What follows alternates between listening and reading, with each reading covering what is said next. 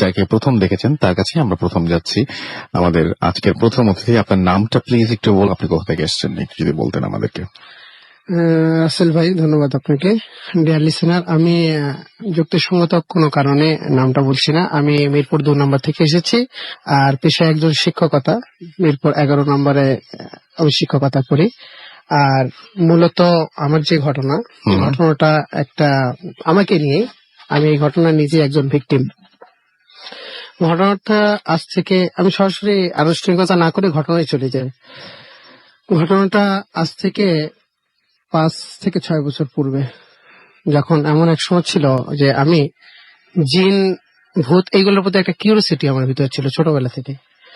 তো আসলে রাসেল ভাই, এখন যেভাবে আমাকে দেখছেন, আমি আসলে এরকম ছিলাম না একসময়। মানে যেভাবে ভিডিওতে আপনাকে আমাকে দেখা যাচ্ছে সেভাবে আমি একসময় ছিলাম না। আমি এরকম জুব্বা পরতাম, লম্বা পাঞ্জাবি জাতীয়, এবং চুল ছিল পাগড়ি জাতীয় চুল, আর 5 ওয়াক্ত নামাজ পড়ার চেষ্টা করতাম। তো এর ভিতরে জিন বশ করা বা ধরার একটা প্রবণতা আমার ভিতরে আসে, এবং আমি এটা নিয়ে বেশ দীর্ঘদিন আমাদের যে এলাকার সাধারণ যে লোকাল যারা মাওলানা রয়েছে তাদের কাছ থেকে পরামর্শ নিতাম। তারা বিভিন্ন ধরনের আমল আমাকে বলতো যে তোমরা এই আমলগুলো করলে বা তুমি এই আমলটা করলে এটা হয়তো বা পাবে। তো এক মাওলানা আমাকে একটা আমল দিয়েছিল।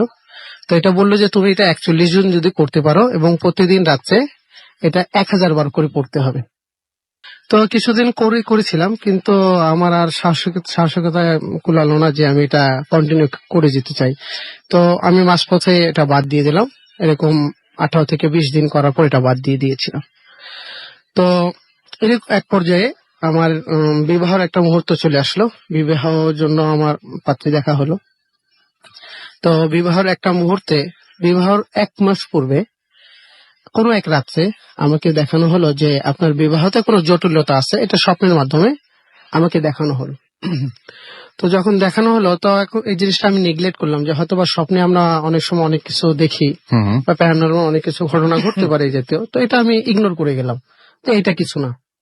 আচ্ছা। তো বিয়ের 1 মাস পূর্বে থেকে এর একটা প্রাদুর্ভাব দেখা গেল। যেমন আমার হবু ওয়াইফের চুল স্বাভাবিকভাবে পড়ে যাওয়া। তার চুল অনেক বড় ছিল, স্বাভাবিকভাবে চুলগুলো পড়ে যেতে শুরু করলো, এবং আমার ভিতরে একটা দুর্বলতা কাজ করলো। আমার শরীরটা ভার হয়ে আসা শুরু করলো। তো অনেকে যারা মুরব্বী, বিশেষ করে আমার মা এবং আশেপাশে যারা মুরব্বী, তারা বলল যে বিয়ের আগে মেয়ের এরকম স্বাভাবিক চুল পড়ে যাওয়া এটা একটা অকল্যাণ জাতীয়। তো আমি জিনিসটা চিন্তা করলাম হয়তোবা মুরব্বীরা এই জাতীয় কোনো কথা বলতে পারে, যে হয়তোবা শুনে আসছে তারা আগে থেকে। তো এই জিনিসটাকে ইগনোর করে দিলাম যে না, এটা বিশেষ কিছু না, এই জাতীয় নিয়ে আমার চিন্তা করা উচিত না। তো বিবাহ হলো আমার। বিবাহ হওয়ার পরে বিবাহের 18 দিনের মাথায় আমি কোনো একদিন আমার শ্বশুর বাড়ির দিকে যাচ্ছিলাম। যার পথে তার প্রথম সিমটম আমার ভিতরে দেখা যায়। সেটা হলো আমি যখন হেঁটে হেঁটে যাচ্ছিলাম। তো এর আগে একটু বর্ণনা করে নিয়ে আসে ভাই। সেটা হলো আমার বাসা থেকে আমার শ্বশুর বাসার দূরত্ব 10 থেকে 15 মিনিট হেঁটে যেতে লাগে, আর রিক্সা গেলে 5 মিনিট যথেষ্ট। তো আমি হেঁটে হেঁটে যাচ্ছিলাম। তো যাওয়ার পথে হঠাৎ পায়ে আমার কাটা যেত একটা জিনিস ফোটে। তো এটা আমি ইগনোর করি যে হয়তো বা কাটা যেত কোনো জিনিস পড়ছে, থাক, এটা কিছু না, বিষয় কিছু না, চলে গেলাম। সেদিন রাত্রে স্বাভাবিক হলাম। সকালে আর আমি বেড থেকে উঠতে পারি না। আমার শরীরটা ভার হয়ে গেছে। আমি শরীর প্রতিটা পয়েন্টে বা জায়গাগুলো, বিশেষ করে জয়েন্ট পয়েন্ট যেগুলো, এগুলা প্রচুর পেইন শুরু হয়ে গেল। তো সেই অবস্থায় আমি উঠতে পারলাম না। কোন রকম আমাকে ধরে উঠানো হলো। আমার ওয়াইফ আমাকে সহযোগিতা করলো উঠাতে। তো এক পর্যায়ে আমার বাবা বলল যে ডাক্তার দেখাতে। তো আমি আমাদের লোকাল যে ডাক্তারগুলো, আগে খালিশপুর এলাকার, আমি আগে বলিনি, আমি হলাম খালিশপুরের বাসিন্দা, এটা খুলনা অবস্থা। তো এক পর্যায়ে লোকাল ডাক্তারগুলো আমি দেখালাম। তো লোকাল ডাক্তারগুলো দেখানোর পরে তারা আমাকে বিভিন্ন ধরনের অ্যান্টিবায়োটিক এগুলো দিল, বলে এগুলো আপনি খান, খেলে হয়তো আপনি সুস্থ হয়ে যাবেন, এটা কোনো বিশেষ কিছু না। তো যখন আমি এগুলা গ্রহণ করা শুরু করলাম, 1 সপ্তাহ কেটে গেল, কিন্তু আমার শারীরিক কোনো উন্নতি হলো না আসলে, বরঞ্চ আর অবনতি হতে লাগলো। এখন এরকম অবস্থায় চিন্তা করলাম যে তাহলে লোকাল ডাক্তার না দেখি হয়তো বা ভালো কোনো ডাক্তার আমি দেখানোর চেষ্টা করি। পরবর্তীতে ওই একটা বছর ওইরকমই অতিক্রম হলো। বিভিন্ন জায়গায় বিভিন্ন ডাক্তার দেখালাম, ইভেন এমনকি ঢাকায় আসছি। আমি রিসেন্টলি ঢাকা এসেছি। পূর্বে আমি বিভিন্ন ডাক্তারখানায় এসেছিলাম, বিভিন্ন বড় বড় হাসপাতালগুলোতে গিয়েছি। তো তারাও আমাকে মেডিসিন দিয়ে দিল, প্রেসক্রিপশন করে দিল, বললো যে এটা কিছু না, জাস্ট একটা পেইন। এটা আপনি কিছু টেস্ট দিল আমাকে টেস্ট করানোর জন্য, কিছু এক্সরে করলাম। এক্সরে করার পর বললো যে না, স্বাভাবিক কিছু নেই, পায়ে কোনো সমস্যা মনে হয় না নেই আপনার শরীরে, তো আপনি এই মেডিসিন গুলো ক্যারি করেন, আপনি সুস্থ হয়ে যাবেন। তো এভাবে আমি মেডিসিন ক্যারি করা শুরু করলাম। তো মেডিসিন যখন ক্যারি করে আসলে তখন অবস্থার আরো পরিবর্তন হতে লাগে, মানে ভালোর দিকে না গিয়ে ওটা খারাপ দিকে আরো যেতে লাগে। তো এক পর্যায়ে চিন্তা করলাম যে মেডিসিন গুলো আমি খাচ্ছি, শরীরে কোনো বিরূপ প্রতিক্রিয়া করতেছে কিনা, এফেক্ট করতেছে কিনা। তো এরকম আস্তে আস্তে ফ্রাস্ট্রেশন হওয়া শুরু হয়ে গেল আমার ভিতরে, ভালো লাগে না, কোনো কাজ করতে পারি না। আর শিক্ষকতা অনেক আগে থেকেই করি, প্রায় 10 বছর ধরে শিক্ষকতা করতেছি, ইংরেজি পড়াচ্ছি আমি, খালিশপুরে আমার নিজস্ব কোচিং ছিল। তো আস্তে আস্তে ফ্রাস্ট্রেশন হয়ে যায়, কোচিং যাওয়া বন্ধ হয়ে যায়, ভালো লাগে না, খাওয়া দাওয়া ভালো লাগে না, মাথা ঝিম পড়ে, শরীরটা ভার হয়ে যাচ্ছে। এই যে তো বিভিন্ন ঘটনা আমার সাথে ঘটতে শুরু করলো, যে মোটামুটি নিজেকে মনে হচ্ছিল যে আমি কি করব, কোথায় যাব, কার কাছে যাব, কোনো ওয়ে নেই। তো এরকম এক পর্যায়ে কোনো একদিন আমি আমার বন্ধুর দোকানে বসেছিলাম। বন্ধুর নাম হলো শাকিল, শাকিলের দোকান, কম্পিউটারের দোকান। সেখানে বসেছিলাম, এমন মুহূর্তে একটা লোক আসলো। আমরা সেখানে 3 জন বসেছিলাম, আমি, শাকিল এবং সুজন আরেক বন্ধু। তো এমন মুহূর্তে এক লোক আসলো, যে লোককে আমি কোনো সময় আগে দেখিনি, কোনো সময় দেখিনি আগে। তো এসে তিনি আমাকে ইন্ডিকেশন করে ডাক দিল, ডেকে বলল আপনি একটু বাইরে আসবেন, আপনার সাথে কিছু কথা আছে। আমার আশ্চর্য লাগলো যে এখানে আমরা 3টা লোক বসে আছি, যে 3 জনকে ডাক না দিয়ে কেন উনি আমাকে ডাক দিল। তো আমি আসলাম, তখন উনি বলল যে আপনার কোনো একটা সমস্যা আছে। বললাম যে কি জাতীয় সমস্যা? সে বলল আপনার কাছে কোনো একটা জিনিস আসতে চাচ্ছে, কিন্তু সে আসতে পারতেছে না। আপনার কাছে সেই জিনিসটা আসতে চাচ্ছে, এখনো আসতে চাচ্ছে, কিন্তু সে আসতে পারতেছে না। তা আমি চিন্তা করলাম যে সেই কথাটা আমার মনে পড়ে গেল, যে হয়তো আমি একসময় জিনের একটা সাধনা করতাম, কিন্তু সাধনা করতে করতে করতে করতে ছেড়ে দিয়েছি। এর ভিতরে একটু কথা বলে নি রাসেল ভাই, যে সাধনা যখন করতাম আমি কিছুদিন করার পরে, এই রাতে যখন ঘুমাতাম, তো বিভিন্ন ধরনের আমার গায়ে শব্দ আসতো, চর আসতো, অনেক সময় গালে চর পড়তো, পিঠের উপরে চর পড়তো। তো স্বাভাবিক সকালে গালগুলো ফুলে যেত। তো এটা মা যখন জানতে যেত, কেন বললাম যে হয়তো বা কোনো পিঁপড়া বা কোনো বিষাক্ত কোনো কিছু কামড় দিয়েছে, এই কারণে এই জিনিসগুলো। আর আমি তাকে বলতাম না, মাকে ইগনোর করতাম, ইগনোর করে দিতাম। ওয়াইফ জানতে চেত, ওটা আমি ইগনোর করে দিতাম। তো ওয়াইফ আমার একদিন বলল যে না, এটা আপনার কোনো কিছু না, আপনার হয়তো বা আপনি কোনো কিছু লুকাচ্ছেন এখানে। তো আমি বললাম যে হ্যাঁ, আমি একটা জিনিস লুকাচ্ছি। তখন ওয়াইফকে এই কথা বললাম। তো যাক, আমি রাসেল ভাই, আমি সেই জায়গায় চলে যাচ্ছি। তো উনি লোকটা যখন আমাকে ডাক দিল, ডাক দিয়ে বললো যে আপনার একটা সমস্যা আছে, আপনার কাছে কোনো একটা জিনিস আসতে চাচ্ছে, কিন্তু কোনো হয়তো বা ওয়ে সে খুঁজে পাচ্ছে না, বা আপনি কিছু করতে পারতেছেন না, বিধায় সে আসতে পারতেছে না, হয়তো বা সে আপনাকে একটা ক্ষতি অলরেডি করে দিয়েছে। তো আমি এই জিনিসটা, হিসাবটা তখন মিলে গেল যে হ্যাঁ, অলরেডি আমার শারীরিক অবস্থার পরিবর্তন হয়ে গেছে। তো আমি আসলে এই ক্ষতিটার ভিতরেই আছি, এটা অনুভব করলাম, যে তার কথার সাথে কথাটা মিলে গেল। তো আমি যখন তার পরিচয় জানতে চাই, তখন তিনি তার পরিচয়টা দেন না। উনি বলেন যে আমি আপনাদের বাসে যাব। বললাম ঠিক আছে, ওয়েলকাম, আপনি আসেন। কবে আসবেন? বলে কালকে আসবো। তো কালকে স্বাভাবিক অ্যাজ ইউজুয়াল উনি চলে আসলো। আসার পরে আমার বাসাটাকে পর্যবেক্ষণ করলো এবং আমাকে একটা তাবিজ দিয়ে গেল, বলো এইটা আপনি রাখবেন, তাইলে হয়তোবা এই জাতীয় শক্তি থেকে বা এই জাতীয় যে ক্ষতিটা হচ্ছে, ক্ষতি থেকে হয়তোবা কিছুটা আল্লাহ যদি মাফ করে, মাফ করতেও পারে। তো আমি তাবিজটা স্বাভাবিক রাখলাম, এবং রাখার সময় উনি বলে দিলেন যে আপনি তরকারিতে কিছু কিছু খাবার খাবেন না, যেমন হলুদ খেতে পারবেন না, পেঁয়াজ খেতে পারবেন না, অতিরিক্ত ঝাল খাবেন না, এই জাতীয় জিনিসগুলো পুরোপুরি নিষিদ্ধ করে দিল আমার জন্য। তো সেভাবে মানলাম। কিছুদিন মানার পরে আর স্বাভাবিক রইলাম না। তো তো কোনো একদিন আপনার কি তাবিজটার পরে অবস্থা ভালো হচ্ছিল? তাবিজটা যখন আমি ইউজ করতেছিলাম আসল ভাই, তো ইউজ করার পরে কিছুটা অবস্থা উন্নতি হয়েছিল, আচ্ছা, কিছুটা তারপরে? উন্নতি হ্যাঁ। হয়েছিল। হুম। তো কোনো এক কারণে তাবিজটা একদিন ঘুমের মাধ্যমে, যখন আমি রাত্রে ঘুমাই, সকালে উঠে দেখি যে তাবিজটা আমার নেই হাতে, হারিয়ে গেছে। হারিয়ে গেছে কোনো একভাবে। এটা আমি জানি না কিভাবে, আজ পর্যন্ত কারণও খুঁজে পেলাম না। হুম। ওয়াইফকে জিজ্ঞাস করলে ওয়াইফ বলে না, আমি বিছানা তো সকালে আসলে গোছগাছ করার সময় অনেক সময় হয়তো বা পড়ে যেতে পারে, এটা ঠিক ধারণা আছে, করলাম। বুঝলাম যে তাবিজটা হারিয়ে গেছে। হ্যাঁ, তারপরে? তো এখন উনি আমাকে হারিয়ে যাওয়ার পরে এখন আমার অবস্থা সেই আগের মতো খারাপ হতে শুরু করলো, ইভেন আরো ডিটোরিয়েটিং হয়ে গেল, আরো হানিকর হয়ে গেল। এখন এমত অবস্থায় কোনো উপায় না পেয়ে ফ্রাস্ট্রেশন হয়ে গেলাম আরো, যে কি করব। অনেক বড় বড় ডাক্তার দেখলাম, অনেক টাকা পয়সা নষ্ট করলাম, কিন্তু আমার তো কোনো ওয়ে হলো না, বা আমি কোনো ওয়ে কে গেট করতে পারলাম না, যে কি করব এখন আমি। তো এমন এক সময় সেই দোকানে, যে দোকানে শাকিলের দোকানে বসেছিলাম, ওই দোকানে যখন বসে আছে, তখন আমার এক বন্ধু সুজন, সে বলছে যে তুমি আমাকে একটু সময় দিতে পারো। বললাম কেন? তো তোমাকে আমি এক চাচার কাছে নিয়ে যাব। তো আমি বললাম যে আচ্ছা ঠিক আছে, আমি যাব। তো অ্যাজ ইউজুয়াল আমি গেলাম। তো পরের দিন তো যাওয়ার পরে, চাচার একটু বলে দিই, চাচার নাম হলো শহীদুল ইসলাম। উনি খালিশপুর কিচেন জুট মিলে শ্রমিক। তো ওইখানে যখন আমি গেলাম চাচার কাছে, যাওয়ার পরে চাচা আমাকে দেখা মাত্রই বললেন যে আপনি ওই বেডে বসেন, এই বেডে না বসে ওই বেডে বসেন। তখন আমার আমার বোঝার একটু একটু আশ্চর্য সুবিধা হবে, মানে আপনি মেসে গিয়েছিলেন, সেই মেসে উনি একটা অন্য হ্যাঁ, বেডে বসতেন। একটু বললো। তো আমার একটা অবাক হলো যে এই কেন চাচা এই বেডে বসতে না বলে ওই বেডে বসতে বললেন। তো আমি বসলাম। বসার পরে আমি সেই বন্ধুকে বললাম, সুজনকে বললাম যে সুজন, তুমি আমার বিষয়ে একটু বলো তাকে। তো সুজন যখন চাচাকে বললো যে দেখেন তো চাচা, আমি আমার এক বন্ধু, সেই বিগত এরকম ঠিক আছে, ওই এক ঘটনাটা বছর বললো, আগে, আপনার সমস্যার হ্যাঁ, কথা বললো। সমস্যাটার কথা বললো।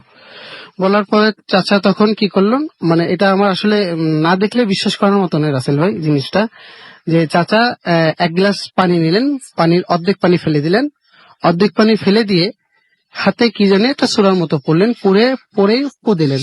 পু দেওয়া মাত্র আমরা যেরকম মোবাইলে কথা বলি রাসেল ভাই, উনি ঠিক গ্লাসটা নিয়ে কানের কাছে নিয়ে ঠিক এইভাবে কথা বলতেছেন, এবং তার হাতটা নড়তেছে। এবং যখন হাতটা নড়তেছে, তখন আমাদেরকে বলেছিলেন যখন আমি কথা বলবো তখন আমার হাতটা চেপে ধরতে। তো আমরা ওইখানে উপস্থিত 2-3 জন ছিলাম, আমার হাতটা চেপে দেওয়ার পরেও হাতটা প্রচুর পরিমাণ নড়তেছে, কিন্তু আমরা ঠেকায় রাখতে পারতেছি না। তো উনি একটাই কথা বললেন যে যে আপা, অমুক নামের স্থানে অমুক নামের লোকের কি সমস্যা। এখন কাকে আপা করলেন এই জিনিসটা আমরা আর বুঝতে পারিনি, যে কাকে তিনি আপা করে সম্বোধন করলেন। তো উনি যেটা জানালেন যে হ্যাঁ, ওর একটু সমস্যা রয়েছে, ও একসময় একটা সাধনা করতে করতে সে ছেড়ে দিয়েছে। তো ওকে স্বপ্নের মাধ্যমে ক্ষতি করা হয়েছে। তো আমি যখন ক্ষতিটা জানতে চাইলাম যে চাচা একটু খুলে বলেন ক্ষতিটা কেমন হয়েছে আমার, তো চাচা বলল আপনাকে স্বপ্নের মাধ্যমে চিলের মাংস খাওয়ানো হয়েছে। তো আমি একটু শুনে অ্যাস্টনিশড হয়ে গেলাম যে চিলের মাংস কিভাবে খাওয়া, স্বপ্নে আবার কিভাবে খাওয়ায় মানুষকে। তো একটু অবাক হয়ে গেলাম কিছুটা, যে চিলের মাংস। যাক, তারপর বিশ্বাস করে নিলাম। তো উনি বললো যে সেই জিনিসটা আপনার শরীর থেকে বের হওয়া না পর্যন্ত আপনি সুস্থ হবেন না, কোনো সময় সুস্থ হবেন না। এই মেডিসিন যাই করেন কোনো কিছু আপনার কাজে লাভ লাগবে হবে না। না। জি। তো উনি আমাকে নিয়ে নেওয়ার পরে রুমটা সম্পূর্ণ অন্ধকার করে দিল। অন্ধকার করে আমি যে বেডে বসেছিলাম সেই বেডে আমাকে শোয়া দিল। তো আমি শুয়ে রইলাম, এবং শোয়ানোর পরে আমার যে নাভিটা, শার্টটা একটু উঠিয়ে দিল, উঠিয়ে নাভিতে দেখলাম কিছু পানি দিল, পানি পরে দিল, এবং কিছুটা আমি হাতের একটু ইশারা মানে এই পেলাম যে হয়তো বা নাভিতে উনি কোনো কিছু করতেছেন। তো যেখানে নাভিটা বন্ধ, নাভিতে কোনো ছিদ্র নেই, এটা তো আমরা সবাই জানি। কিন্তু কিছুক্ষণ পরে দেখলাম, 5-7 মিনিট পরে দেখলাম আলো জ্বালানো হলো। আলো দেখলে উনি আমাকে দেখালেন যে আপনার নাভি থেকে এই যে মাংসগুলো বের হয়েছে, প্রায় সেখানে মানে পচা মাংস, একটা মাংস প্রায় 100 থেকে 150 গ্রাম এরকম একটা মাংস একটা স্তূপ বের হইলো ওইখান থেকে। তো এটা দেখানো আমাকে দেয়া হলো, বলে এই জিনিসটা আপনাকে স্বপ্নে খাওয়ানো হয়েছিল, এই কারণে আপনি অসুস্থ হয়ে গেছেন, আপনি যে কোনো মেডিসিন গ্রহণ করলে আপনার কাজ হচ্ছে না। তো যখনটা আমার শরীর থেকে বের হয়ে আসলো রাসেল ভাই, তখন আমি একটা অনুভব করলাম যে আমার শরীর থেকে কি যেন একটা জিনিস বের হয়ে গেছে। এটা আমি অনুভব করলাম তখন, যে কি যেন একটা জিনিস আমার শরীর থেকে বের হয়ে গেছে, একটা শরীরটা ফ্রি হয়ে গেছে, আগের মতো নেই। তারপর চাচা আমাকে কিছু নির্দেশনা দিলেন, এবং আমাকে বললেন একটা তেল এনে দিতে। তো তেল এনে আমি আনলাম, আনার পরে বললো যে এটা আগামীকালকে তেলটা নিয়ে যাবেন। তো আমি চিন্তা করলাম যে তেলটা আমি দিয়ে আসলাম, তেলটা তো সঙ্গে সঙ্গে, এর আগে যাদের কাছে গিয়েছিলাম, অনেক হুজুরের কাছে গেছে, যেটা আমি মাঝখানে বলতে ভুলে গেছে, তারা সঙ্গে সঙ্গে পরে ফু দিয়ে দিত তেলটা লাগানোর জন্য। সঙ্গে শরীরে যেখানে যেখানে সমস্যা আছে সেখানে আপনি লাগাবেন। তো চাচা সেদিন রাতে আর তেলটা দিল না আমাকে। তো তেলটা না দিয়াতে আমাকে বললো যে আগামীকালকে আপনি আসেন। তো আমি যখন আগামীকালকে সেই বন্ধু, সুজন বন্ধু, ওকে নিয়ে আমি যখন আবার গেলাম সেখানে, তো তখন আমাকে তেলটা দেয়া হলো, এবং তেলে আমি দেখলাম যে ওইখানে কিছু আয়াত লেখা রয়েছে, সরিষা তেলে কিছু আয়াত লেখা রয়েছে ভিতরে। তো যখন আমি কারণটা জিজ্ঞেস করলাম যে আমার বন্ধুর কাছে, সে প্রথম আমাকে বলতে চাইলো না, কারণ এই জাতীয় বিশেষ ঘটনা আসলে জিন বা পরীর বশ জাতীয় ঘটনা কেউ কাউকে সাধারণত বলে না আসলে। তো আমি তার কাছে মানে জোর করলাম, জিদ করলাম যে সুজন, তুমি যদি চাচার বিষয়ে কোনো কিছু জেনে থাকো আমার একটু বলো। তো বললো যে উনি একজন আনএডুকেটেড। যখন এই কথা বললো আমি একটু অবাক হয়ে গেলাম যে আনএডুকেটেড, তাহলে কি সুন্দর আয়াত লেখা, আয়াতটা আরবিতে লেখা, তো এই আয়াতটা কিভাবে লেখলো? তখন আমার একটা চিন্তা আসলো যে উনি একজন আনএডুকেটেড পার্সন, তাহলে আয়াতটা কিভাবে আসলো? তো সে আমাকে বর্ণনা করলো যে এই জিনিসটা যখন হয় তখন রাত্রে ওই পরীরা এসে আয়াতগুলা লিখে দিয়ে যায় এবং চাচা সকালে ফজরের নামাজ পড়ে ওই আয়াতগুলা কেটে কেটে বোতলে ভরে দেয় এবং যার যেটা সেটা তাকে দিয়ে দেয় এবং ইউজ করতে বলে। এইভাবে অনেক মানুষ উপকার পেয়েছে, তো আমিও পেয়েছিলাম।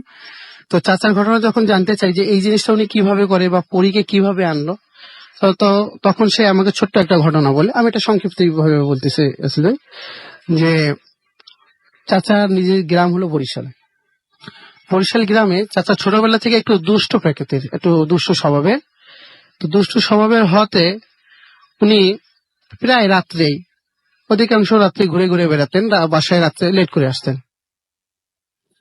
তো কোনো একদিন উনি দেখতে পারেন যে তার গ্রামে একটা দিঘি ছিল, দিঘিতে উপর থেকে আসমান থেকে কিছু মেয়ে আকৃতি পরী জাতীয়, পরে বর্ণনা পেয়েছে, পরীরা আসমান থেকে নেমে আসছে।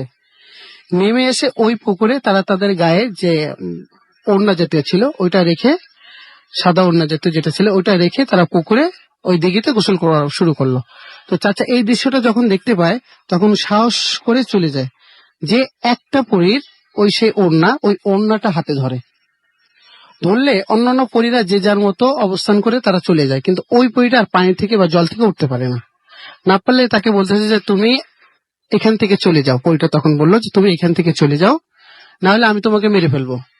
তো চাচা বললো যা হবার তাই হবে, কোনো সমস্যা নাই, কিন্তু আমি যাব না, এটা আমি দেব না।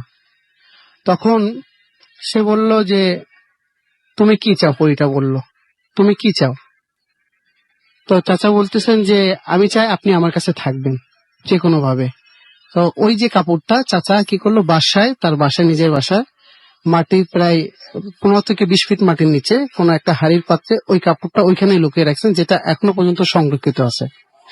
তো এই তখন তারপর থেকে আমি কিছুটা স্বাভাবিক সুস্থ হওয়া শুরু করলাম। চাচার ওই নির্দেশ পরে আমি বিভিন্ন জায়গায় আরো গিয়েছিলাম মেডিসিনের জন্য।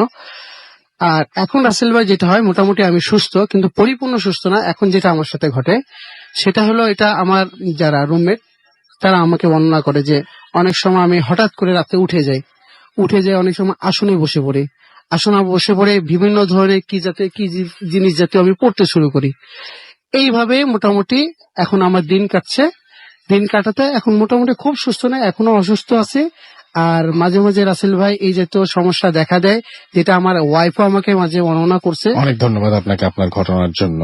Thank you very much. আপনার এখনো পর্যন্ত সমস্যা শেষ হয়নি, সেটা আমরা জানলাম।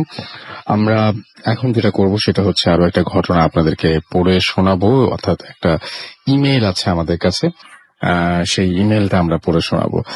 তো এটা আমরা পেয়েছি দেশের বাইরে থেকে, এবং যিনি লিখেছেন তার নাম ফাহিম, এবং তিনি বলেছেন I have been living in the United States since the age of 4। আচ্ছা, তিনি বলছেন এতদিন বাইরে থাকার জন্য আমি বাংলা লিখতে আর পড়তে পারি না, unfortunately, so please forgive me for typing Bangla in English. তিনি লিখেছেন যে আমি নিউ ইয়র্ক সিটিতে 1999 থেকে কুইন্সে থাকি। বলতে কোনো শরম নাই যে আমি অনেক ভীতু দেশে অনেকবার ভিজিট করেছি। আমার ফ্যামিলি ঢাকাতে থাকে, অনেক ডিফারেন্ট ঘটনা শুনেছি। But today I want to share the story Kings Park, এবং কিংস পার্কের একটা সাইকিয়াট্রিক ওয়ার্ড সেখানকার, এবং তিনি বলছেন আমার কলেজ কুইন্সের ইকা নামের একটা এলাকায়, আর আমার জামাইকা থেকে 5 মিনিট পরেই শুরু হয় লং আইল্যান্ড। লং আইল্যান্ড অনেক বড়, এক মাথা থেকে অন্য মাথা পর্যন্ত গেলে কারে গেলেও 4-5 ঘন্টা লেগে যায়। জায়গাটা অনেকটা সারাউন্ডেড বাই নেচার, অনেক গাছপালা রয়েছে, এবং তিনি বলছেন যে আমার এক বড় ভাইয়ের কাছে শুনেছি যে এই কিংস পার্কে ব্যাপারে, এবং লং আইল্যান্ড ঢোকার পরে আরো 50 মাইল, অলমোস্ট 90 মিনিটস ড্রাইভের পর জায়গাটা আসে। এটা একটি অ্যাবান্ডেন্ট গভর্নমেন্ট ওয়ার্ড, এবং 1885 থেকে 1996 পর্যন্ত জায়গাটা অ্যাক্টিভ ছিল, অ্যান্ড এক পয়েন্টে মোর দেন 9000 মেন্টালি ইল পেশেন্টস এখানে থাকতো। অ্যাসাইলাম টাইপের, তার মানে এখানে মেইন ট্রিটমেন্ট অপশন ছিল শক থেরাপি, অ্যান্ড বুঝতেই পারছেন তার মানে যেটা বলছিলাম আর কি। অ্যান্ড নাও জায়গাটা একটা স্টেট পার্ক হিসেবে রাখা হয়েছে, বাট সন্ধ্যা 6টার পরে ঢোকা রেস্ট্রিক্টেড। কমপ্লেক্সটার ভেতরে অনেকগুলো অ্যাবান্ডেন্ট বিল্ডিং, যেখানে না হলেও 100-র বেশি পেশেন্ট মারা গেছে। কমপ্লেক্সের ভিতরে একটি গ্রেভইয়ার্ড আছে, যেখানে সব এক্সপায়ার্ড পেশেন্টদের কবর দেওয়া হয়েছে। এবং যে বড় ভাই জায়গাটার কথা বলেছেন আমাকে, তার মতো করে বলছি ঘটনাটা। একদিন সব বন্ধু মিলে আড্ডা মারছিলাম, কলেজের ছুটি শুরু হয়েছিল, বাট আমরা কেউ এখনো বাড়ি যাইনি, এবং ডর্মে বসে বসে অনেক বোরিং লাগছিল। তারপর আমার এক ফ্রেন্ড বলল একই একটা হন্টেড স্পট যাবো নাকি। জায়গাটার নাম কিংস পার্ক। আমরা 5 জন মিলে ডিসিশন নিলাম, কিংস পার্ক সাইকিয়াট্রিক ওয়ার্ড, এবং আমরা 5 জন মিলে ডিসিশন নিলাম যে চল দেখে আসি, কিছু করার নাই, সময়টা ভালোই কাটবে। আমি এবং আমার ফ্রেন্ড ড্রাইভ করছি, এবং সিটে, ব্যাক সিটে আমরা আরো 3 জন। আমাদের কলেজের লং আইল্যান্ডের বলতে গেলে লাস্টের পরে কিংস পার্কে যেতে বেশি সময় লাগেনি। 45 মিনিট ড্রাইভ করার পরেই এন্ট্রান্স সামনে আসলাম। কোনো নেম লেখা নাই পুরা কমপ্লেক্সে, অনেক বড় অ্যান্ড বড় বড় গাছ দিয়ে বাউন্ডারি দেয়া, এবং লাগছে গাছগুলি পুরা কমপ্লেক্স থেকে বাহির থেকে ছাতার মতো এবং আমব্রেলার মতন লাগে আর কি। জাস্ট একটা সাইন দেওয়া, restricted area, do not enter. আমরা তাও গাড়ি নিয়ে এন্ট্রি করলাম, এবং ঢোকার পরে দেখলাম যে ফার্স্ট মেইন বিল্ডিং এ একটি ক্যাসেলের মতো জ্বলছে সন্ধ্যার আলোতে, এবং সবগুলো জানালা ভাঙা, অনেক পুরনো। এবং এরপরে কমপ্লেক্সের রোডের ওপরে ড্রাইভ করা শুরু করলাম। Building every single one abundant, কিন্তু কিছু বিল্ডিং গুলো অনেকটা ভেঙেও গেছে। এবং তারপরে আমরা ডিসিশন নিলাম যে একটু নেমে দেখি। নামার পরে মেইন বিল্ডিং এর ফেন্সটাতে ওভারটেক করে আমরা বিল্ডিং এ ঢুকলাম, এবং 100টা রুমের সবগুলি বেডের লোহার শিকল দেয়া ছিল, এবং আই গেস পেশেন্টরা ওখানে বাধা থাকতো, এবং সামারের দিন ছিল। বাট জায়গাটা এত ঠান্ডা, 5 মিনিট পরেই বের হয়ে গিয়েছি। ব্যাক করার পর কারে ঢুকলাম, এন্ড ডিসিশন নেওয়া হলো যে অনেক হয়েছে, এখন চল যাই। মেন বিল্ডিং এর পাশেই এন্ট্রান্সটা ছিল, বাট আমরা যখন আগের জায়গাতে গেলাম ওইখানে কোনো এক্সিট বা এন্ট্রান্স কিছুই নেই। সবাই একটু ঘাবড়ে গেলাম, বাট তাও গাড়ি দিয়ে, বাট কোন রকমের এক্সিট পাচ্ছিলাম না। বাট প্রায় 90 মিনিটস পরে হঠাৎ করে পুলিশের একটা কার সাইরেন শুনলাম, এবং পিছে থেকে দেখতে পেলাম, যখন খুঁজে পাচ্ছিলাম না, কোনোভাবে কোথা থেকে বেরোতে পারছিলাম না, তখন ঠিক সেই মুহূর্তে পুলিশের কার আমাদেরকে পুল ওভার করতে সিগন্যাল দিচ্ছে। ভেতরে একটু রিলিফ পেলাম, যে যাই হোক পুলিশ অফিসারকে কিছু জিজ্ঞেস করলে নিশ্চয়ই বোঝা যাবে। পুল ওভার করার পরে দেখলাম কারটা অনেক পুরনো, এবং একদম পুরনো পুলিশ কার। আমি এটা কোনোদিন এর আগে দেখিনি। একটি অফিসার বের হলো, এবং মিরর দিয়ে দেখলাম তার গাড়িতে আর কেউ নেই। ইউজুয়ালি একটি পুলিশ কারে অল টাইম 2 জন অফিসার থাকে। সন্ধ্যার সময় অফিসার সানগ্লাস পরা ছিল, এবং আমার উইন্ডোতে এসে 3টি বাড়ি দিয়েছিল, এবং আঙুল দিয়ে সেটা বাড়িটা দিয়েছিল, এবং আমি উইন্ডো নামালাম। বললো যে you guys shouldn't have come here, this is restricted area. এবং তারপর আমি বললাম যে সরি স্যার, আমরা এখানে এসেছিলাম by mistake, and we were lost. এবং normally police car pull over করলে before doing or saying anything license অথবা রেজিস্ট্রেশন চাবে, কিন্তু অফিসার সমস্ত কিছুই চান নাই।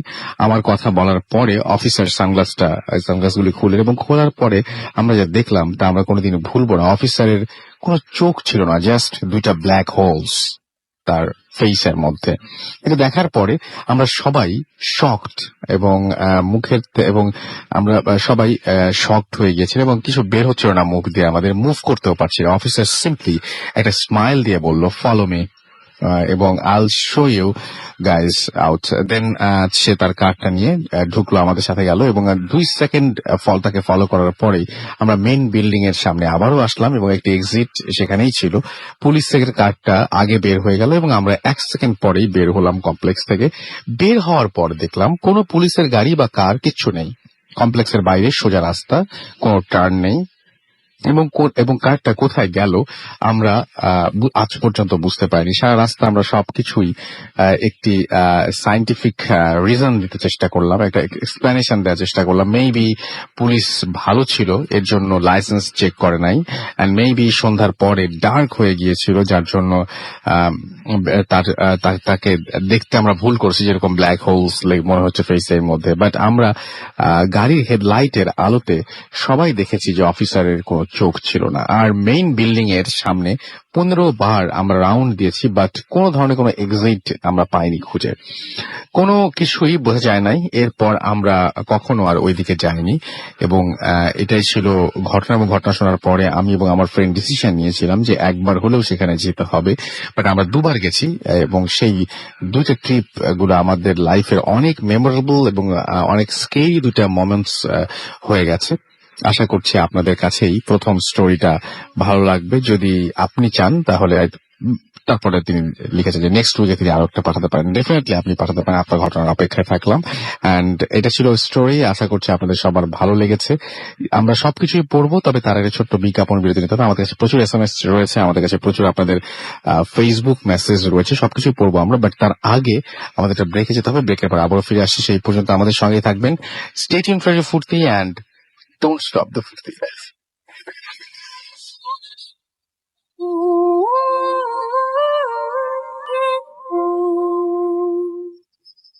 That's right, the night comes alive with গ্রামীণ ফোন। শুনছেন সবসময় রেডিও ফুর্তি 88.2 FM, চলছে ভূত FM।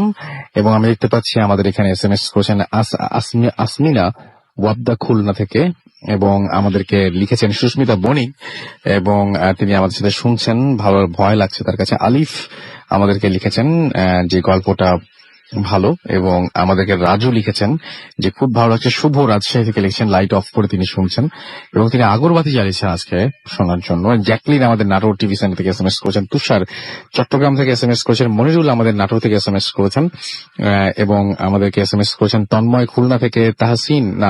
তুহিন আমাদের SMS করেছেন, তুহিন হোসেন এবং তুহিন হোসেন বাবু। এছাড়া আমাদের ইমরান SMS করেছেন এবং আমাদেরকে SMS করেছেন দেখতে পাচ্ছি। আচ্ছা, তিনি বলছেন যে ভয়ঙ্কর ঘটনা ছাড়া ভূত FM জমে নাকি, ভয়ঙ্কর ঘটনা প্লে করুন। আমাদের কাছে অনেকগুলো ঘটনা রয়েছে, দেখি কোনটা আপনাকে ভয় দেখাতে পারে বা ভয় ধরাতে পারে। আহাদ ময়মনসিং থেকে লিখেছেন যে ইলেকট্রিসিটি নাই, খুব ভয় করছে। সিদ্দিক আমাদের SMS করেছেন জুরাইন থেকে। সাকিব আমাদের SMS করেছেন SH আবরার হবিগঞ্জ থেকে। সাকিবের অবশ্য এখনো ভয় লাগছে না এবং আবরারের ইমেলটা খুব ভালো লেগেছে। আদিত্য আমাদের SMS করেছেন। ফার্স্ট যে স্টোরিটা তার কাছে ইন্টারেস্টিং মনে হয়েছে। অনেক কাকন মিনাবাজার থেকে আমাদের মিনাবাজার খুলনা থেকে আমাদের SMS করেছেন এবং আমাদেরকে SMS করেছেন সুপ্ত ময়মনসিং থেকে। এছাড়াও আমাদেরকে লিখেছেন নাইল, সেকেন্ড স্টোরিটা অসাম লেগেছে তার কাছে। সাইফ আমাদের SMS করেছেন আমাদের সিলেট থেকে মিরান। এছাড়াও আমাদের খুলনা থেকে আনোয়ার এবং তার ওয়াইফ আফরিন SMS করেছেন এবং তিনি লিখেছেন উই লাভ ভূত FM এন্ড অলওয়েজ, তারা এনজয় করেন সেটা।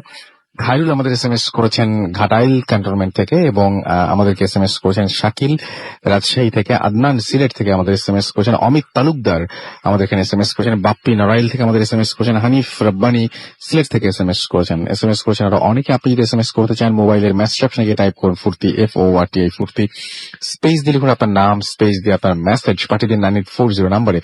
অবশ্যই শুরুতে উল্লেখ করুন যে এই ঘটনাটা আপনি স্টুডিওতে এসে শেয়ার করতে চান নাকি আপনি চান যে আপনার ঘটনা আমরা পড়ে শোনাবো। আমাদের হাতে সময় কম, ফেসবুকের পোস্ট গুলো পড়বো, তবে তার আগে আমাদের সেকেন্ড যে গেস্ট তার ঘটনা শুনবো আমরা। কি নাম আপনার সেটা একটু বলবেন please. Hi listeners, I'm Shihab from Mirpur, Zoo Road area.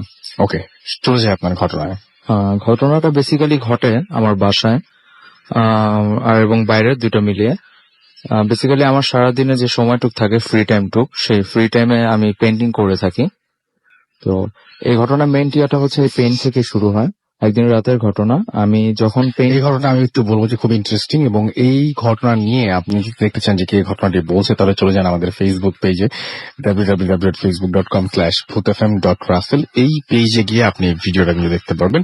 আমরা চলে যাই আবার ঘটনায়। আপনি একজন পেইন্টার এবং আপনি রেগুলার পেইন্ট করেন, রাইট? এবং পেইন্ট নিয়েই এই ঘটনাটা। জি। জি, তো সেটা এক রাতের ঘটনা। আমি প্রতিদিন রাতে খুব রাত পর্যন্ত জেগে থাকি এবং দেখা যায় যে বেসিক্যালি মাঝে মধ্যে ভোরও হয়ে যায় আমার রাতে।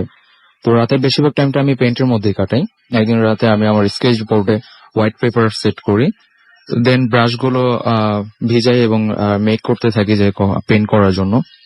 তো ওই দিন আসলে ব্যাপারটা হয় যে আমি যখন পেপারটা সেট করি হোয়াইট বোর্ডে, তারপর আমি ব্রাশটা ধোয়ার কিছুক্ষণ আগে ঠিক ওই মুহূর্তে মনে হচ্ছিল যে না, আজকে হয়তো পেইন্টটা করতে পারবো না, ঘুম চলে আসতে পারে, তো আজকে থাক, বেটার অফ দ্যাট আমি আজকে ঘুমিয়ে পড়লে সবচেয়ে বেশি ভালো হয়। তো আমি ওইটা ওইভাবে রেখে বোর্ডে হোয়াইট পেপারটা রেখে আমি শুয়ে পড়ি। তো প্রতিদিন যেভাবে শুয়ে থাকি নর্মালি সেভাবে আমি শুয়ে পড়ি। হঠাৎ করে রাতে আমার ঘুম ভেঙে যায় 2টা থেকে 2:30টার দিকে। তো তখন আমি ফিল করতে পারি যে ইলেকট্রিসিটি নাই। ইলেকট্রিসিটি না থাকার কারণে তখন আমি উঠে আমার রুমে আমাদের বাসায় যে সেফ সার্কিট ব্রেকার আছে সেখানে যাই, যে চেক করে দেখি যে সার্কিট ব্রেকারটা পড়ে গেছে, সেটা আপ করে দেওয়াতে আবার ইলেকট্রিসিটিটা রিটার্ন আসে। তারপর আমি হালকা ওয়াশ হয়ে রুমে ফিরে আসি।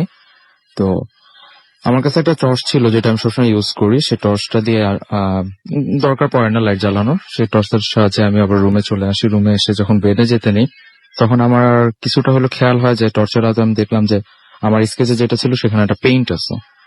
তো আমি ফার্স্ট এটা মানে করিনি। তো পরে মনে হলো যে না, একটু দেখি, উঠে দেখি, দেখার প্রয়োজন বোধ করলাম। সামনে যেয়ে দেখি যে হ্যাঁ, একটা পেইন্ট সেখানে আছে। তো এটা দেখে আমি আসলে রুমটা লক করে লাইটটা ওপেন করি, যে আমি তো রাতে হোয়াইট পেপার রেখে ঘুমাইছিলাম, এখানে পেইন্ট আসলো কিভাবে। তো আবার পর মুহূর্তে মনে হয় হয়তো আমি পেইন্টটা করেই ঘুমাইছিলাম, আমার মনে আসতেছে না। বাট একটা জিনিস দেখে অবাক হয়ে, যেটা থেকে আমি শিওর হয়ে যায়, আমার প্রত্যেকটা পেইন্টে আমার সাইন থাকে, যেখানে আমি আর্ট দিয়ে সাইনটা করে রাখি। তো সাইনটা মিসিং ছিল, ওইখানে ছিল না।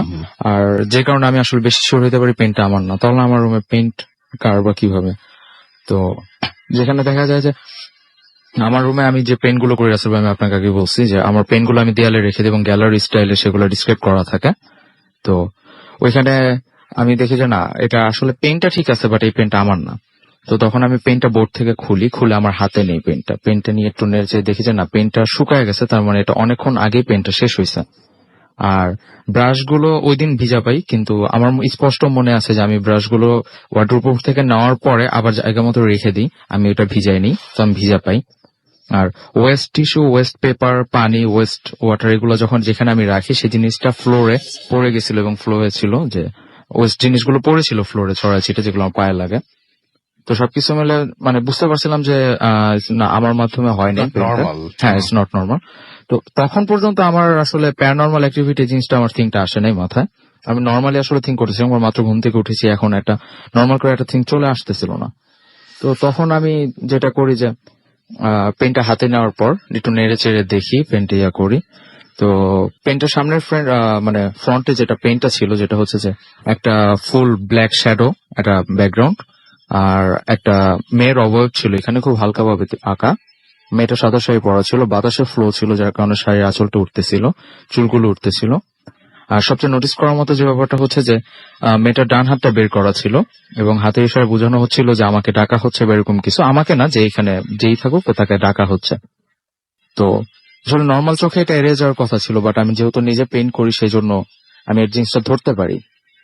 তো আমি দেখি পেনটা, তো হঠাৎ করে পেনটা রেখে দিব এরকম টেন্ডেন্সি যখন আমার মধ্যে ছিল, তখন বাতাস আমার ডান হাতে ধরা ছিল, এটাকে উল্টে দেওয়ার কারণে আমি ব্যাক সাইডটা দেখতে পাই। ব্যাক সাইডে আমরা জানি যে আসলে ভাই, আমরা যদি কখনো পেইন্ট করি, পেইন্টের পিছনে একটা জল ছাপের মতো থাকে, পেইন্টের ফুটে উঠে, বাট ওই পেইন্ট ছাড়া অন্য কোনো পেইন্টের জলছাপ ফুটে উঠবে, it's impossible, it's not normal. তো আমি আঁকিয়েছি তারই ছাপ, হ্যাঁ, তারই একটা ছাপ মিরর ভিউতে পড়ে।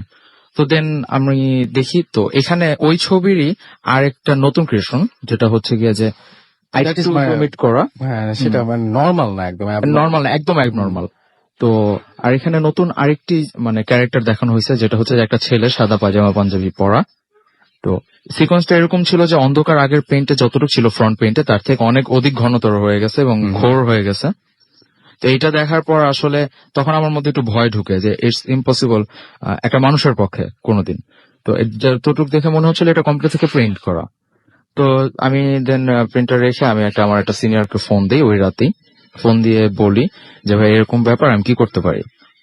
তো সে আমাকে বলতেছে যে তোর বাসায় পিসি আছে? হ্যাঁ ভাই পিসি আছে। তো তোর বাসায় কি প্রিন্টার আছে? তো বলছে যে হ্যাঁ ভাই প্রিন্টারও আছে। তো তুই একটা কাজ কর, তুই নেটে যে সূরা ইখলাসটা ডাউনলোড কর এবং করে সেটার একটা প্রিন্ট কপি নিয়ে প্রিন্টটা এমন একটা জায়গায় রাখ যেখানে লক করতে পারবি। তো প্রিন্ট এখানে রেখে তার উপরে একটা খাতা বা মোটা কিছু রাখ, তার উপরে সূরা ইখলাসটা রেখে একটা ওয়েট দিয়ে এটা রাখ যাতে উড়ে না যায়। দেন তুই দরজাটা লক করে দে। আচ্ছা আমি সেটা করলাম, বলবো যে এবার তুই শুয়ে পড়, এটা পরে আমরা ডিসকাস করে নিবো। আচ্ছা ঠিক আছে, শুয়ে পড়ছি। সেই রাতে আমার সাথে আর কিছু হয়নি। তো পরদিন আমার একটা ফ্রেন্ড রাকিব, তো রাকিব আমাকে বলতেছে যে সকালবেলায় যে নারায়ণগঞ্জ যাওয়া লাগবে, একটু কাজ আছে, তুই কি যেতে পারবি? ওর ফোনে ঘুমটা ভাঙে, তো আমি উঠে রেডি হয়ে ওর সাথে যাই নারায়ণগঞ্জ। সারাদিন অনেক কাজ টাজ করার পর বিকালবেলা আমাকে বলে সিটিতে আসছি, ভিলেজ সাইডটা একটু দেখে গেলে ভালো হয়। তো দেন আমি ওর সাথে গেলাম। আচ্ছা ঠিক আছে, ভিলেজ সাইডটা একটু দেখে আসি। ও বলতেছে যে হ্যাঁ আমরা ঘুরে ঘুরে গেলাম। রিটার্ন যখন করতেছি তখন সন্ধ্যা হয়ে গেছে, সন্ধ্যা আজানও দিয়ে দিছে। তো গ্রামের সাইডে রাসেল বাজার দেখা যায় যে সন্ধ্যা আজান দেওয়ার পরপরই আস্তে আস্তে অন্ধকারটা বেশি হইতে থাকে। তো অন্ধকার হয়েছে। তো আমরা যে রাস্তা দিয়ে আসতেছিলাম সেটা ছিল মাটির রাস্তা এবং উঁচু নিচু ছিল খুব, মানুষের পায়ের ছাপে বর্ষা যেরকম গর্ত হয়ে থাকে সেটার কারণে, উঁচু নিচু হয়ে থাকার কারণে আমি আমার একটা ফোন দিয়ে ব্লুটুথ হেডসেট দিয়ে কথা বলতেছিলাম এবং আমার স্মার্টফোনটা ট্যাপ করতে করতে আগাচ্ছিলাম। মাঝে মধ্যে টর্চ অন করে দেখতেছিলাম এবং দেখে দেখে হাঁটতেছিলাম। একটা পর্যায়ে যেটা হয় সেটা হচ্ছে যে আমার মনে হয় যে আমি একটু নির্জন সাইডে চলে গেছি। তো নির্জন সাইডে চলে গেছি কিরকম, যে আমি একটু ঢালু জায়গা দিয়ে নেমে গেছি, এরকম একটা ফিল হয় আমার মধ্যে। আমি ভিতরের দিকে চলে গেছি। তো তখন আমি যখন খেয়াল করি তখন আমার কাছে মনে হচ্ছে যে আমি আসলে ওয়েতে নাই, আমি মোটামুটি একটু জঙ্গল টাইপ এরিয়াতে চলে আসছি আর আমার চারপাশে জঙ্গল ঘেরা এরকম।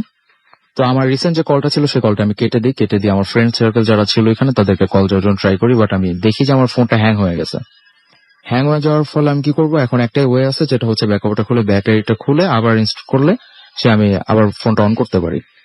তো সেই ক্ষেত্রে আমি যখন এটা করব তখন হঠাৎ করে একটা বাতাসের পাই আমি, প্রচন্ড বাতাস। বাট যেটা সবচেয়ে অবাক করে আমাকে, যে আমার থেকে 10 থেকে 15 হাত দূরে বাতাসটা অনেক বেশি জোরে ফ্লো হচ্ছে, বাট আমার গায়ে মোটামুটি লাগতেছে না, এরকম একটা ব্যাপার নর্মালি একটা আর আমি তখন এটা দেখার পর তখন তাকায় থাকি ওদিকে, ফোনটা অফ করছি, আবার অন করবো, ব্যাটারি ইনস্টল করছি। তো তখন দেখতে পাই যে জঙ্গলের সাইড থেকে একটা মেয়ের অবয়ব বের হয়ে আসতেছে, সাদা শাড়ি পরা। তো সেক্ষেত্রে মানে ব্যাপারটা হঠাৎ করে এরকম সিচুয়েশন, এরকম একটা ব্যাপার দেখে আমি একটু অ্যাস্টনিশড হয়ে যাই, যে স্টোন হয়ে যাই। তো দেখি যে মেয়েটা আস্তে আস্তে বের হলো, বাতাসে চুলগুলো উঠতেছে, সারা চুলগুলো উঠতেছে এবং ঠিক তার ডান হাত দিয়ে আমাকে ইশারা করতেছে যাওয়ার জন্য। তো তখন আমি আসলে এমন ভাবে হ্যাং হয়ে গেছি যে আমার আসলে কোনো কিছু নিজে থেকে করার মতো ক্ষমতা নাই। সে অবস্থায় যখন আমার মোবাইলটি হয়, তো তার থেকে কিছুক্ষণ পরে, এভাবে কথা বলছিলাম জানি না, তার থেকে কিছুক্ষণ পরে আরেকটা বাতাস আছে, আরেকটা বাতাস। এইবার বাতাসটা আমার গায়েও লাগতেছে এবং বাতাসটা প্রচন্ড ফ্লো হচ্ছিল, বেগ ছিল প্রচুর, মেয়েটাও যাচ্ছিল। তো ব্যাপারটা এরকম দাঁড়ায় যে ও যখন হাঁটতে আমাকে ডাকতেছিল তখন আমি রেসপন্স না করে এবার ডান হাতটা কাঁধের সাইডে নিয়ে যায় এবং আমাকে নতুন ভাবে ইশারা করে যাওয়ার জন্য। তো দেন এই ঠিক এরকম একটা মুহূর্ত চলাকালে আমার ফোনটা বেজে উঠে দেখি যে আমার ফ্রেন্ডে আমাকে ফোন করছে। তো রিসিভ করার মতো কোনো পাচ্ছিলাম না, শক্তি হারায় ফেলতেছিলাম, সবকিছু কিরকম অন্যরকম লাগতেছিল। তখন ওরকম কষ্ট করার ফলে রিসিভ করি এবং আমার ব্লুটুথ হেডসেটটা আমার কানেই ছিল। তো ওইখান থেকে আমি শব্দটা শুনতে পাচ্ছি, হ্যালো হ্যালো। আমি খেয়াল করি না যে যখন আমার ফুল অ্যাটেনশনটা আমার ফোনের দিকে চলে গেছে, তারই কোনো একটা সিচুয়েশনে আবার বাতাসের মাধ্যমে মেয়েটা ঠিক যেদিক দিয়ে বের হয়েছিল সেদিক দিয়ে সামনে আরো 10 থেকে 15 হাত দূরে আবার ওই ড্যান্সের দিয়ে আস্তে আস্তে মিলিয়ে গেছে। আমি আমার হাতে ফোন বাজতেছে, আমি এই দৃশ্যটা দেখতেছি এবং আমি খুব কষ্ট করে রিসিভ করি, বাট আমার কথা বলার মতো সামর্থ্য থাকে না। তো আমি মানে শুনতে পাই যে আমি ব্লুটুথ দিয়েও হ্যালো হ্যালো কথাটা শুনতে পাচ্ছি আমার ফ্রেন্ডের, বাট আমার জেনারেল এয়ার যেটা দিয়ে আমার কিছু আমি নর্মাল এয়ার শুনতেছি, তো সেটা দিয়ে আমি শুনতে পাচ্ছি যে হ্যালো হ্যালো। তো তখন আমি বুঝতে পারি যে ও আমার আশেপাশে কোথাও আছে। তো আমি যেহেতু কথা বলতে পারতেছি না, ওকে ডিরেকশন বলা তো দূরের কথা, আমি জাস্ট হ্যালোটাও বলতে পারতেছি না। তো সেক্ষেত্রে আমি একটা ট্রিক ইউজ করি কি, যে সেখানে প্রচন্ড শুকনা পাতা, তারপর অন্য কিছু ছিল যেটা হাঁটলে শব্দ হবে। তো আমি তো ট্রিক করে দাঁড়ানো অবস্থা থেকে ঠাস করে বসে পড়ি, যার কোনো শব্দ হয়, এই শব্দটা পাওয়ার ফলে ওরা বুঝতে পারে যে আমি কোথায় আছি।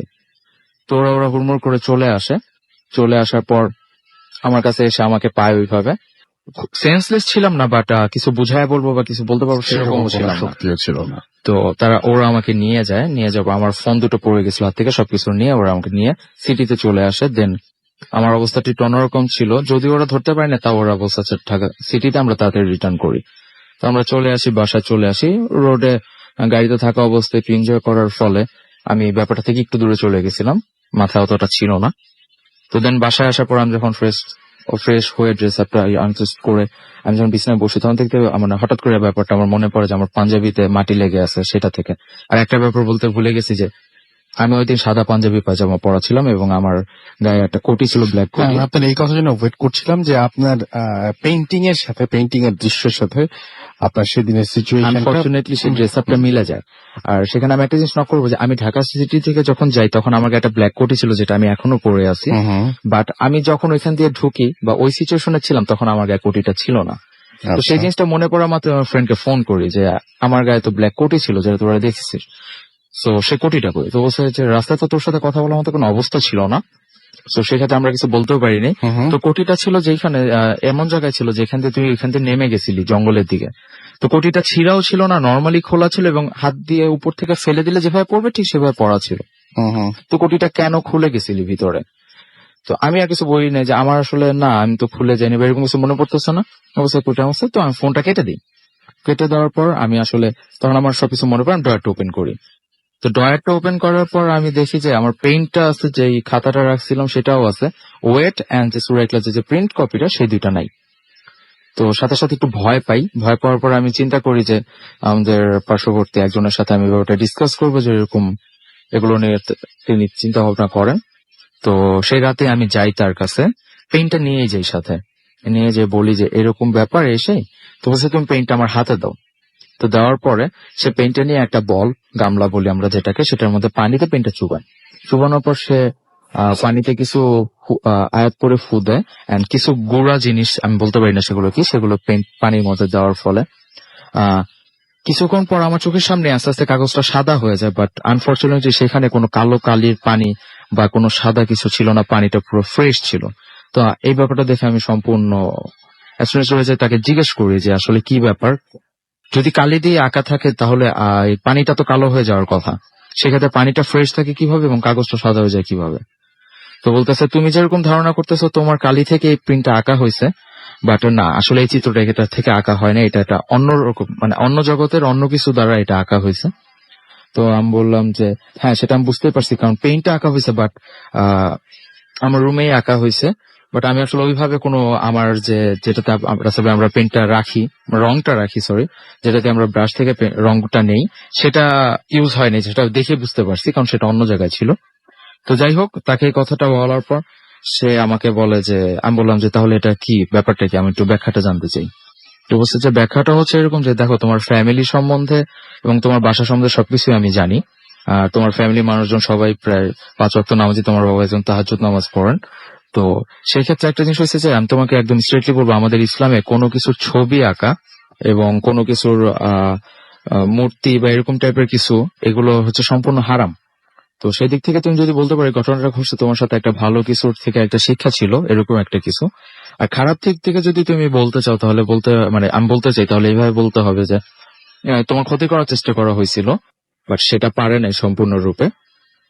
তো আমি তার কাছ থেকে ঘটনা শুনি, তো আমি জিজ্ঞেস করি তাহলে সেই আয়াতের মানে সেই সূরাটার প্রিন্ট যেটা, সেই কাগজটা কোথায় বা এরকম। তো বলতেছে তোমাকে আমি একটা কথা বলি, তোমাদের ঘরে অনেক হাদিস কোরআন এগুলো আছে এবং নির্দিষ্ট একটা জায়গা আছে, সেটা আমি বলি, হ্যাঁ অবশ্যই। তো বলতেছে তুমি একটু কাজ করো, তুমি অজু করে সেইখানে যাও, যে দেখো যে ওইখানে তুমি জিনিসটা পেতে পারো। তো আমি অজু করে আমাদের আলমারিতে থাকে, সেখানে যে আমি প্রথমটা একটা খুঁজি, আমি পাই না। সেকেন্ড তাকে একটা ইসলামিক বই থাকে, নামাজ শিখার এরকম টাইপের একটা বড় বই, সেই বইটার নিচে আমি সেই প্রিন্টের কপিটা পাই। সুরাই গ্লেসে। আপনার এই ঘটনা কতদিন আগে ঘটেছিল? এটা ঘটেছে রোজার ঈদের কোরবানি ঈদের কিছুদিন আগে। আচ্ছা, এবং আপনি তারপর থেকে আপনি বলছেন যে আপনি আমি পেইন্টটা ছেড়ে দিছি। আর আচ্ছা। যেটা হচ্ছে পেইন্ট করলেও আমি মানুষের অবয়ব, প্রাণী বা এগুলোর পেইন্ট আমি করি না। আপনার বাসায় সবাই জানেন এই ঘটনা? আপনার এই অবস্থা সবাইকে জানিয়েছেন পরে? আপনার বাবা মা সবাই? সবার কাছে বলতে আমাদের বাসায় এরকম ঘটনা প্রায় ঘটে, আমরা সবাই অবগত। আর আমাদের এলাকাতে আমার আরো কিছু ঘটনা ঘটছে আমার ভাই বোন সবার সাথে। তো এই ব্যাপারটা আমি শেয়ার করছি এখানে আসা আপনার কাছে শেয়ার করার পর আমি ঘটনাটা শেয়ার করছি তাদের কাছে। আমি আগে থেকে কিছু বলিনি তাদের কাছে। আচ্ছা, খুব বেশি আগের ঘটনা না? খুব বেশি আগের ঘটনা না, রিসেন্টলি ঘটে যাওয়া। ওকে, থ্যাংক ইউ ভেরি মাচ আপনার ঘটনার জন্য। আপনার কাছ থেকে আমরা অনেক কিছু জানলাম। আচ্ছা, যাই হোক, আমরা দেখতে পাচ্ছি সাকিব হাসান শুভ আমাদের SMS এখানে ফেসবুকে লিখেছেন। একে আসিফ আমাদের এখানে লিখেছেন। দেখতে পাচ্ছি প্রবাল দাস পলক, এছাড়াও কাদের আহমেদ সাইফি আমাদের এখানে লিখেছেন। নাজমুল হাসান আমাদের এখানে লিখেছেন। আরিফুল ইসলাম আমাদের এখানে আছেন। এনকে আচ্ছা, নামটা পড়তে পারলাম না। তাসনুবা জেরিন সহ আরো অনেকে আমাদের এখানে কমেন্ট করছেন ফেসবুকের পেজ, যেটা দেখতে পাচ্ছি আর কি। ঠিক একইভাবে আমাদের এখানে দেখতে পাচ্ছি আছেন আবু হাসনাত তুষার ভূত এফএম-এর পেজে আমরা দেখতে পাচ্ছি। এছাড়াও আমাদের এখানে রয়েছেন অ্যাঞ্জেল প্রিয়ন্তি, এছাড়াও সবুজ হোসেন আমাদের সাথে রয়েছেন, নিয়াজুর রহমান নিয়াজ আমাদের সাথে রয়েছেন শাকিল হাসান নীরব। এছাড়াও আমাদের এখানে রয়েছেন দেখতে পাচ্ছি সুমন নুসরাত নাবিলা। এছাড়া আমাদের এখানে রয়েছেন আশরাফুল ইসলাম, আছেন আবুল হাসনাত তুষার সহ আরো অনেকে। আপনি যদি আসতে চান আমাদের ফেসবুক পেজে চলে যান www.facebook.com/radio.furti এবং www.facebook.com/bhutfm.russell। যদি আমাদের SMS করতে চান, আমাদের SMS এর পাঠানোর নিয়মটা হচ্ছে মোবাইলের মেসেজ আপনি টাইপ করুন ফুর্তি FORTI ফুর্তি স্পেস দিয়ে লিখুন আপনার নাম, স্পেস দিয়ে আপনার মেসেজ পাঠিয়ে দিন 9840 নাম্বারে। আমাদের ইমেল করতে চাইলে আমাদের ইমেল অ্যাড্রেস হচ্ছে bhutfm@radiofurti.fm which is BHWTFM@radioforti.fm। আপনার নাম, ঠিকানা এবং ফোন নাম্বার সহ আপনার জীবনে ঘটে যাওয়া বা আপনার জানা সেরা ঘটনা পাঠিয়ে দিন আমাদের কাছে। এবং অনেকেই প্রশংসা করছেন লাস্ট স্টোরিটার, যদিও সেই স্টোরি অনেক কিছু অনেক আজব এবং অনেক আনইউজুয়াল। প্রথম যে দুটা স্টোরি শুনেছিলাম, দুটা স্টোরি একটু অন্যরকম ছিল, অনেক কিছু অন্যরকম ছিল। যাই হোক, আমরা চলে যাচ্ছি বিরতির পর আবারও ফিরে আসছি। Stay tuned radio Foorti and don't stop the ফুর্তি। Bhoot FM, the night comes alive.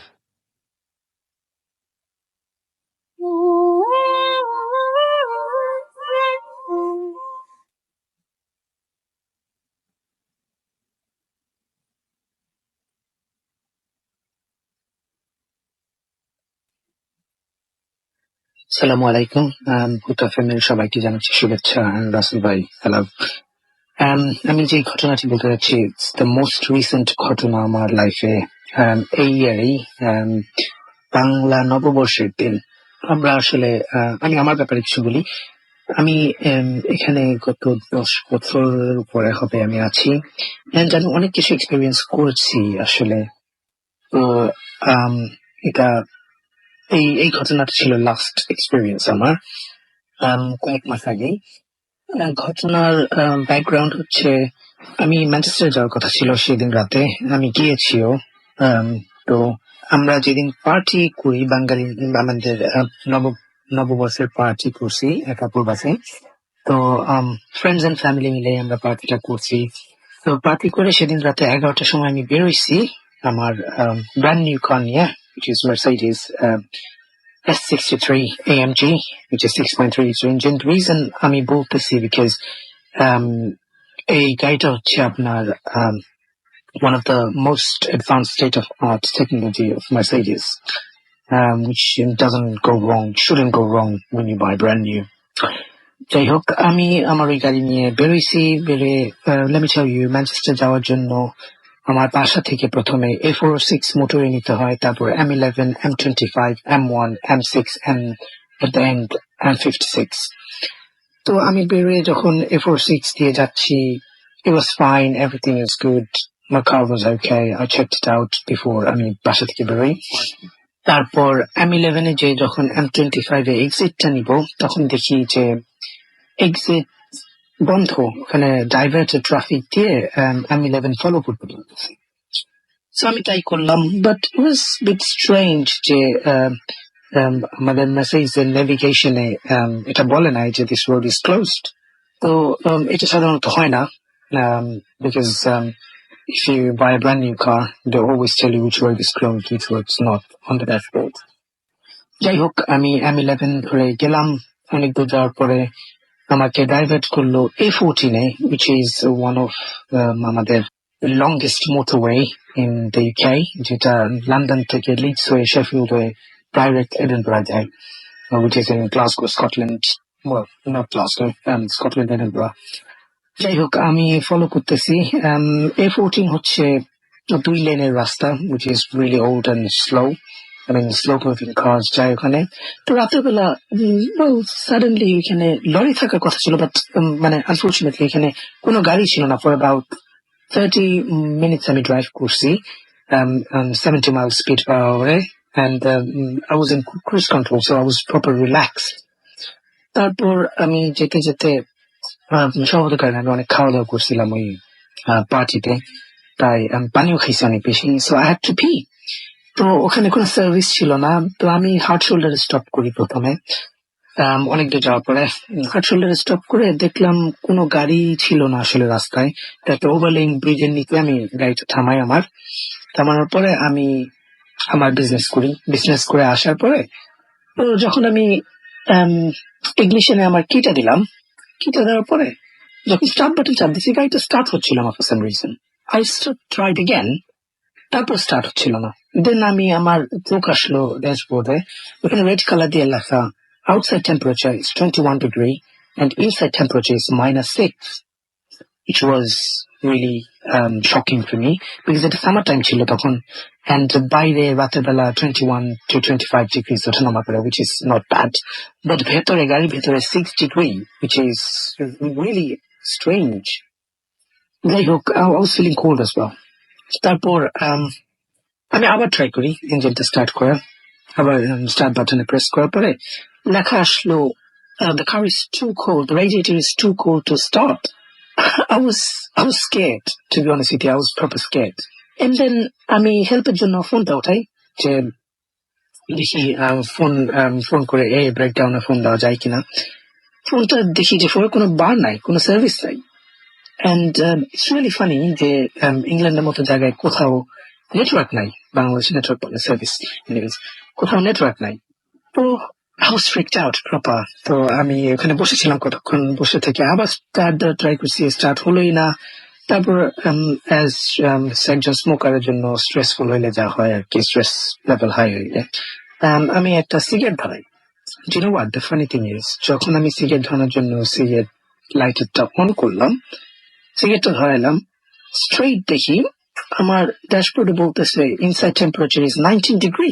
So I was kind of shocked যে কি হলো, বুঝতে পারতেছিলাম না আশেপাশে কোনো গাড়িও যাচ্ছিল না যে আমি হেল্পের জন্য ট্রাই করবো, আর তুমি অনেক হেল্প কেউ করবেও না এখানে। সো এখানে অ্যাবাউট 20 minutes আমি এখানে দাঁড়াইছিলাম সেম স্পটেই। তো আমি আবার ইঞ্জিন স্টার্ট করলাম, as long as আমি দেখছি 19 ডিগ্রি, তো ইঞ্জিনটা স্টার্ট হয়ে গেল, which was really funny. Start হয়ে তখন আমি যখন গাড়িটা টানা শুরু করলাম, I was in the same speed, no problem with the car. আমি তখন একটু সামনে যেয়ে about আরো 20 minutes ড্রাইভ করার পরে আমি একটা সার্ভিস পেলাম। সার্ভিস পেয়ে ভাবলাম যে আচ্ছা আমি হয়তো বা টায়ার্ড ছিলাম, সেজন্য হ্যালোসিনেট হয়েছে, অথবা গাড়ির কোনো প্রবলেম ছিল, so let's have a coffee. ও কফিটা নিয়ে যখন আমি আমার কারে ব্যাক করলাম আবার, তখন একটা মেসেজ আমার ড্যাশবোর্ডে আসলো। I was super surprised by seeing this. যেটা ছিল ওয়েলকাম টু ইংল্যান্ড। অ্যান্ড এই মেসেজটা ড্যাশবোর্ডে আসে তখনই যখন আপনার গাড়ি ইংল্যান্ড থেকে বাইরে যায়, মানে ইউরোপের যে কোনো দেশে যায়, অথবা ইউরোপ থেকে গাড়িটা বাইরে যায়। সো আমি শক ছিলাম, তো কিছু বলি নাই, মানে আমি কিছু চিন্তা করতে পারি নাই। আর তখন আমি ইনফরমেশন বাটনে চাপ দেওয়ার পরে দেখি যে দ্য লাস্ট লগ ওইখানে লেখা the car was in Tehran, which is in Iran. Also it was 20 minutes, it was there on an immobilizer, basically tracking device. সে বলতেছে যে 20 minutes আগে এটা ইংল্যান্ডে আসছে, and the car was in Tehran. So আমি ভাবছি এটা obviously একটা server software glitch or whatever. তো আমি যাই 300 miles এক্সট্রা ড্রাইভ করে ম্যানচেস্টার যাই, উইচ ইজ ম্যানচেস্টার এখান থেকে about 195 miles. দেন আমি আমার ফ্রেন্ডে পিক আপ করি, দেন নো প্রবলেমস, আমি বাসায় চলে আসি পরের দিন রাতে। বাসায় চলে এসে আমি দেন মার্সিডিস কে ফোন দিই। ফোন দেওয়ার পরে মার্সিডিস আমাকে বলে কি, ওকে well give us about 5 days, we will actually take it out. তারা যতটুকু আমাকে ইমেল করলো, ইমেলে বলা আছে যে the car was in Tehran for about on that day for 8 minutes. I got freaked out again. তখন আমি আবার মার্সিডিস কে ফোন দিই ওই লেটারটা পাওয়ার পরে 5 দিন পরে। আমি বলছি হাউজ দ্যাট পসিবল? তখন ওই লোকটা আমাকে ওই পাশ থেকে বলে কি, well this is not possible definitely, because এখানে হইতে পারে যে গভর্নমেন্ট স্যাটেলাইট লিঙ্কে যে কোনো প্রবলেম অথবা সফটওয়্যার কোনো গ্লিচ ছিল, তো ওরা তখন গ্লিচটা খুঁজে পায় নাই। সো আমি তো বলছি আচ্ছা when you find out can you let me know? They said okay, definitely they will let me know by writing me a letter. তো অ্যাকচুয়ালি আমি যখন এই ঘটনাটা রাসেল ভাইকে পাঠাই, that was about 2 weeks before ঈদের, তো তখনও আমার কাছে সেই লেটারটা আসে নাই। দীর্ঘ অনেকদিন পরে লিটারালি আমি এই উইকে সেই লেটারটা পেয়েছি। লেটারের মধ্যে লেখা আছে there wasn't any software glitch and government to satellite use করে নাই যে ওদের ট্র্যাকিং ডিভাইস ডিসেবল হবে, so nothing to, so they are definitely sure the car was in Tehran for 8 minutes and they were asking me question, how did you travel? And আমি আবার phone দেওয়ার পরে I was okay. I said to them that listen, this is not possible because I was on that day, obviously you tracked out, I was in Manchester. আমার ঘটনাটা আমি জানি না মানে কি হইছে বা কি হইতে যাচ্ছিল সেদিন, but I was pretty scared and এটা ছিল আমার experience, to be honest. Thank you very much. Bhoot FM, the night comes alive with Graminphone.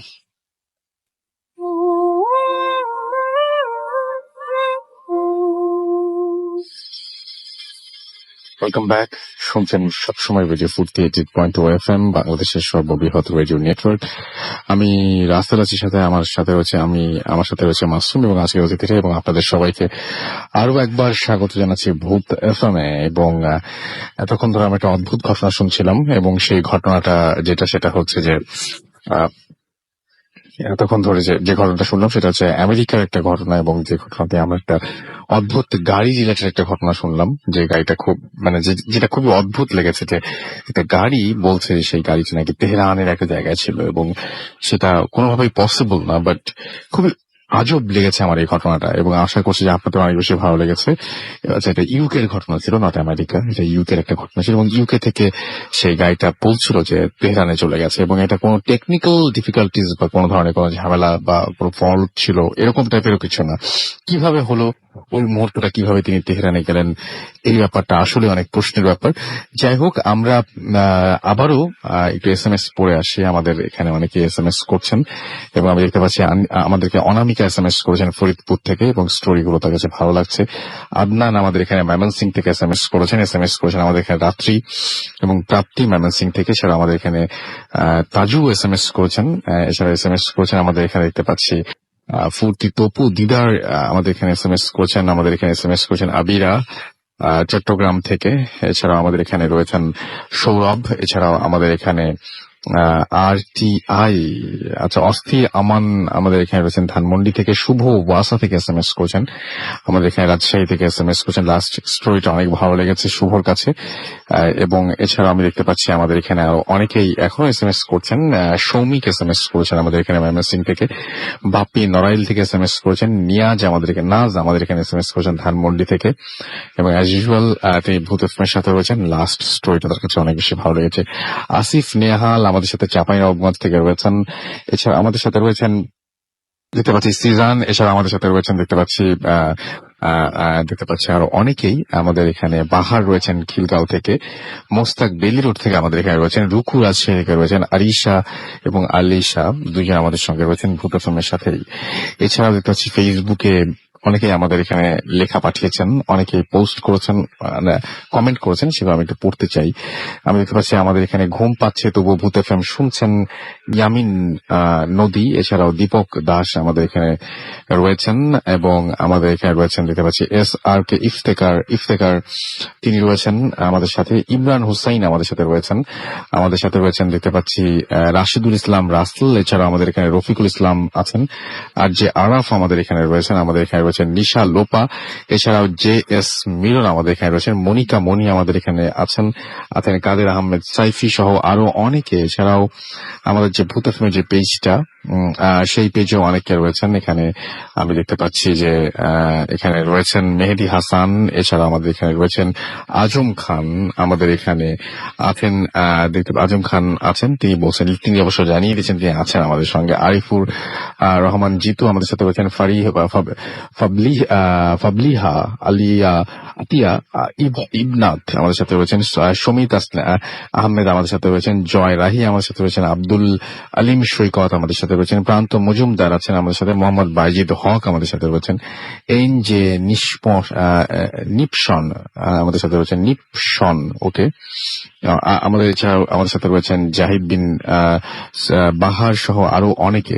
যাই হোক, আপনি যদি আমাদেরকে SMS করতে চান, মোবাইলের মেসেজ অপশনে গিয়ে টাইপ করুন ফুর্তি স্পেস দিয়ে লিখুন আপনার নাম, স্পেস দিয়ে আপনার মেসেজ পাঠিয়ে দিন 9840 নাম্বারে। যদি আমাদেরকে ইমেল করতে চান, আমাদের ইমেল অ্যাড্রেস হচ্ছে bhutfm@radiofurti.fm, which is bhwtfm@radiofurti.fm। আপনার নাম, ঠিকানা এবং ফোন নাম্বার সহ আপনার জীবনে ঘটে যাওয়া বা আপনার জানা সেরা ঘটনা লিখে পাঠিয়ে দিন আমাদের কাছে, এবং ঘটনার শুরুতে অবশ্যই উল্লেখ করুন যে ঘটনাটি আপনি স্টুডিওতে এসে শেয়ার করতে চান, নাকি আপনি চান আপনার ঘটনাটা আমরা পড়ে শোনাই, এবং যারা দেশের বাইরে রয়েছেন তারা সরাসরি আপনাদের ঘটনাটা আমাদেরকে অডিও ক্লিপের মাধ্যমে রেকর্ড করে পাঠিয়ে দিতে পারেন, এবং সেই অডিও ক্লিপটা যদি সিলেক্টেড হয় ডেফিনেটলি আমরা সেটা প্লে করব। যাই হোক, আমরা আপাতত চলে যাচ্ছি আমাদের পরবর্তী অতিথির কাছে। আপনার কাছে, আপনি তোর পাশে যেয়ে বসবেন, এবং তারপরে আমরা আপনাদের কাছে আবারও ফিরে আসবো। ইন দ্য মিন টাইম আমাদের SMS করতে ভুলবেন না, আমাদেরকে ইমেইল পাঠাতে ভুলবেন না, আমাদের ফেসবুকে লিখতে ভুলবেন না। আপনার নামটা প্লিজ একটু বলবেন, এবং আপনি বলবেন কোথা থেকে এসেছেন। Hello listeners, this is Raj and I came from Uttara. তো আমি যে ঘটনাটা বলবো, অ্যাকচুয়ালি এই ঘটনাটা অনেক আগের ঘটনা, আজ থেকে প্রায় 40 থেকে 50 বছর আগের ঘটনা। আমার নানার সাথে ঘটে যাওয়া একটা কাহিনী। আমার নানা অনেক ধার্মিক একজন লোক ছিল। তো একদিন উনি সকালবেলা নামাজ পড়ে বাসার দিকে আসছে, তো হঠাৎ করে একটা পাগলের সাথে দেখা হয়। উইদাউট ড্রেস একটা পাগল ছিল। তো পাগলটার সাথে যখন দেখা হয়, পাগলটা আমার নানাকে আটকিয়ে বললো যে তোর পকেটে টাকা পয়সা আছে, তুই আমাকে টাকা পয়সা দে, আমি অনেক ক্ষুধার্ত, আমার কিছু খেতে হবে, তুই আমাকে টাকা পয়সা দে। তো নানা তখন অ্যাভয়েড করে গেল, কেননা নানার কাছে খুব সামান্য পরিমাণে টাকা ছিল, এবং উনি যেখানে যাচ্ছিল সেই টাকাটা দিয়ে ওনার একটা ইম্পর্টেন্ট কাজ করতে হতো। তো দ্যাটস ওয়াই উনি অ্যাভয়েড করে গিয়েছে। বাট সেই পাগলটা বলছিল যে তোর পকেটে টাকা আছে, তুই কেন না বলতেছিস। তো পাগলটা এমনটা বলেছিল 1 টাকা 5 শিকা। শিকা অ্যাকচুয়ালি অনেক আগের ঘটনা, তো হয়তো বা 5 পয়সা বা এরকম কিছু হতে পারে, এবং তখনকার সময় টাকার অনেক বেশি শিক্ষিটা অন্য জিনিস। আচ্ছা, তারপরে শুনি আমরা। টাকার অনেক বেশি মূল্য ছিল, কিন্তু আমার নানা অ্যাভয়েড করেছিল। কিন্তু এক্স্যাক্টলি নানার পকেটে তখন 1 টাকা 5 পয়সাই ছিল। তো নানা তখন টাকাটা দেয়নি। তো পাগলটা পরে বলেছিল যে তুই টাকাটা দিলি না, কাজটা ভালো হলো না। তো যাই হোক, নানা চলে যায়, তা সে অ্যাভয়েড করে যায়, কারণ যেহেতু আমি ফার্স্টে বলেছি নানা অনেক ধার্মিক লোক ছিল। তো সেদিন নানা যখন ইউনিভার্সিটি ক্লাস শেষ হলো, বাসার দিকে চলে আসবে, তখন তার এক টিচার বলতেছে যে তোমার সাথে কি আজকে কারো দেখা হয়েছিল রাস্তায়। তো নানা বলল যে স্যার, এরকম সকালবেলা আমার সাথে একটা পাগলের দেখা হয়েছিল, তো আমার কাছে টাকা চেয়েছিল, বাট সেই টাকাটা আমি দেইনি ওকে, আমি মিথ্যা কথা বলেছি। তো তখন ওই টিচারটা বলল যে তুমি কাজটা ঠিক করোনি। তো ওই টিচারটা একটা স্থানের কথা বললো যে এই জায়গায় তুমি যেতে পারো, যাও, এবং সেখানে গেলে তুমি কিছু দেখতে পাবে। তো এবং বললো যে তুমি সময়টা রাতে 10টা 11টা বা 12টার দিকে এমন টাইমে যাবে। তো নানার কাছে আসলে শিক্ষকদের অনেক বেশি মূল্য দিত। তো শিক্ষকের কথা অনুযায়ী সেদিন রাতের বেলা সে ঠিকই একটা বট গাছের নিচে গেল, এবং যখন গেল গিয়ে দেখতে পেল যে যেই পাগলটার সাথে নানার দেখা হয়েছিল সেই পাগলটা একটা স্থানে বসা আছে এবং চতুর্দিকে প্রচুর পয়সা ছিল। That was the important part. Hmm. এবং প্রচুর পয়সা, তো নানা সেটা দেখে অবাক হয়ে যায় এবং সে বলে যে এটা কিভাবে সম্ভব, হাউ ইজ ইট পসিবল। ওর কাছে এত পয়সা, তো আমার কাছে সে সময় 1 পয়সা, 1 টাকা 5 পয়সা ছিল, ওটা কেন ছিল। তো যাই হোক, নানা দিতে পারেনি বলে সে তখন বুঝতে পারে যে হয়তো আর ঠিক করেনি। এবং তখন একটা কথা বলে সেই পাগলটা যে তুই যখন মারা যাবি তখন তোর অনেক শ্বাসকষ্ট হবে বা কাশি টাশি এসে তোর অনেক কষ্ট হবে। সবারই হয় যদিও হ্যাঁ। এটা। তো যাই হোক, কাহিনীটা এখানে শেষ হয়ে যেতে পারতো। তো এরপরে দেখা গেছে যে এরকম বেশ কিছু সময় নানার সাথে প্রবলেম হতো। ম্যাক্সিমাম টাইমে ছাগল অথবা কিছুর বেশ ধরে নানার সামনে আসতো, অনেক সময় ডিস্টার্ব করতো। নানা অনেক রাত বিরাতে নামাজ পড়তে যেত। তো যেহেতু আমি প্রথমেই বলেছি নানা অনেক পরহেজগার ছিল, তো উনি এক সূরা কলমা পড়ে ফু দিলে একটা লাঠি হাতে থাকতো তার, সেই লাঠিটা দিয়ে ফু দিয়ে বাড়ি দিত এবং তখন আর তারা চলে যেত, কোনো প্রবলেম হয়নি। বাট এই সময় দেখা যায় যে শেষের দিকে এসে আমার নানা যখন মারা যায় তখন সত্যি অনেক বেশি শ্বাসকষ্ট হয় এবং শ্বাসকষ্টেই আমার নানা মারা যায়। এবং এরপরে যেটা হয়, এই কাহিনীটা এখানেও শেষ হয়ে যেতে পারতো, বাট একটা বংশ পরম্পরার একটা বিষয় চলে আসে যে আমার নানা মারা যাওয়ার বেশ কিছুদিন পরে আমার বড় মামার সাথে, দ্যাট মিনস আমার নানার বড় ছেলের সাথে হঠাৎ করে একদিন একটা পাগলের সাথে দেখা হয় এবং সেই পাগলটা উইদাউট ড্রেসে অমন টাইপ একটা পাগলই ছিল। তো আমার মামা দেখার পরে সে জানতো, কেননা এই কাহিনীটা আমার নানার সাথে ঘটার পরে নানা যখন নানুকে শেয়ার করে, নানু আবার তার ছেলে মেয়েদের সাথে বিষয়টা শেয়ার করেছিল, সেটা অবশ্য নানা মরার পরে। তো দ্যাটস ওয়াই আমার মামা একটু অবগত ছিল এবং তার সাথে যখন দেখা হলো সেই পাগলটা এরকম বললো যে তোর হাতটা আমার কাছে দেন। তো নানা সহজেই দিয়ে দিল, বললো যে নেন। এবং পরে যেটা হলো, সেই পাগলটা আমার নানার বা হাতে একটা তাবিজ বেঁধে দিল এবং তাবিজটা বেঁধে দেওয়ার পরে বলল যে এই তাবিজটা কখনো যেন না হারায় এবং যতদিন পর্যন্ত এই তাবিজটা তোমার হাতে থাকবে, তোমার সাথে থাকবে, ততদিন পর্যন্ত তোমার অনেক ডেভেলপ হবে। তুমি চাকরি করো অথবা যেখানেই থাকো না কেন, তোমার লাইফে অনেক উন্নতি হবে। ওকে, থ্যাংক ইউ ভেরি মাচ। তাই হয়েছিল নিশ্চয়ই। হ্যাঁ। Okay. এবং পরে যেটা হয় যে তার কিছুদিন পরের থেকেই 1 সপ্তাহ বা 10 দিন পরেই সে একটা খবর শুনতে পারে, তার একটা প্রমোশন হয় এবং অন্তর অন্তর 3 মাস অন্তর অন্তর তার প্রমোশন হতে থাকে। এবং হঠাৎ দেখা যায় যে কোন একটা সময় সে তার তাবিজটা হারিয়ে ফেলে এবং সেই তাবিজটা হারানোর 2 থেকে 3 দিন পরেই তার সেই পুরো একটা বায়ার কোম্পানিতে চাকরি করত। তো সেই পুরো কোম্পানিটাই কোনো একটা প্রবলেম হওয়ার কারণে সেখানে চাকরি তো চলেই যায় মামার এবং সেই অফিসটাই পুরোপুরি ওখান থেকে বাদ হয়ে যায়। অনেক ধন্যবাদ আপনাকে আপনার ঘটনার জন্য। এবং আমরা দেখতে পাচ্ছি যে আমাদের হাতে আরো একটা অডিও ক্লিপ রয়েছে এই মুহূর্তে, এবং আমাদেরকে বিজ্ঞাপন বিরতি নিতে হবে। তো আমরা একটা বিজ্ঞাপন বিরতি যাচ্ছি এবং তারপরে একটা অডিও ক্লিপ শুনবো, তারপরে আমরা আপনাদের কাছে ফিরে আসছি। সেই পর্যন্ত আমাদের সঙ্গে থাকুন। Stay tuned for radio Foorti and don't stop the ফুর্তি।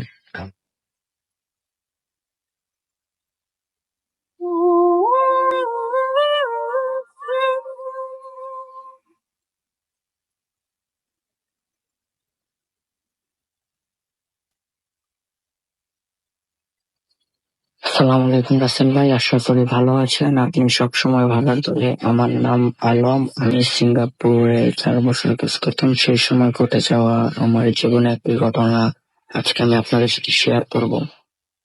2011 যখন আমি সিঙ্গাপুরে যাই, তখন আমি যে কোম্পানিতে কাজ করতাম একটি শিপইয়ার্ডে, সেখানে কাজ করার অবস্থায় কোনো একটি সমস্যার কারণে সেই জায়গাতে আমি আর কাজ করতে পারি না। তারপর কোম্পানি আমাকে একটি স্পেশাল পাস দেয় এবং আমাকে বাইরে কাজ করার অনুমতি দেয়। সেই সময় আমি নতুন অবস্থা থাকার কারণে আমি তেমন কোনো জায়গা বা কাজ নেওয়ার মতো কোনো প্লেস আমার চেনা ছিল না, যার কারণে কোনো কাজ অভাবে আমাকে থাকতে হতো। খুব সমস্যার কারণে হয়তো দিনে ফেলে খেতে হতো, এরকম হয়। তারপর আমি আমার এক ফ্রেন্ডকে ফোন করলাম যে আমার জন্য একটা কাজের ব্যবস্থা করতে। তারপর সে আমাকে বললো তার কাছে একটি জব আছে, সে একটি হাসপাতালে জব করে, সেজন্য আমাকে বললো যে তার সাথে দেখা করার জন্য।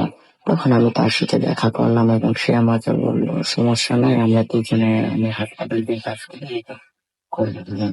তখন আমি বললাম আপনাকে শুনতে পারি, সে বললো না, শোনার দরকার নাই, যখন কাজে যাবে তখন তাকে আমি বলি না, আগে বললে ভালো হতো। যখন সে কাজের কথাটা বললো, আমি জানি না কেউ এর আগে আরো এই কাজ করেছে কিনা, তা নিয়ে আমার কোনো ধারণা নাই। সেটা হলো মানুষের তেল লাগানো, মৃত লাশ যে আছে মর্গে যায় তাদের দেহতে তেল লাগানো। তেল লাগানোর কারণ এটাই হলো যে সে লাশটা যেন পচে বলে না যায়, সে কারণে প্রথমে রাজি হয়নি, তারপরে সমস্যার কারণে রাজি হই। প্রথম অবস্থা আমি তাকে বলি যে আমি শুধু জাস্ট ওকে হেল্প করবো, এগুলো করতে পারবো।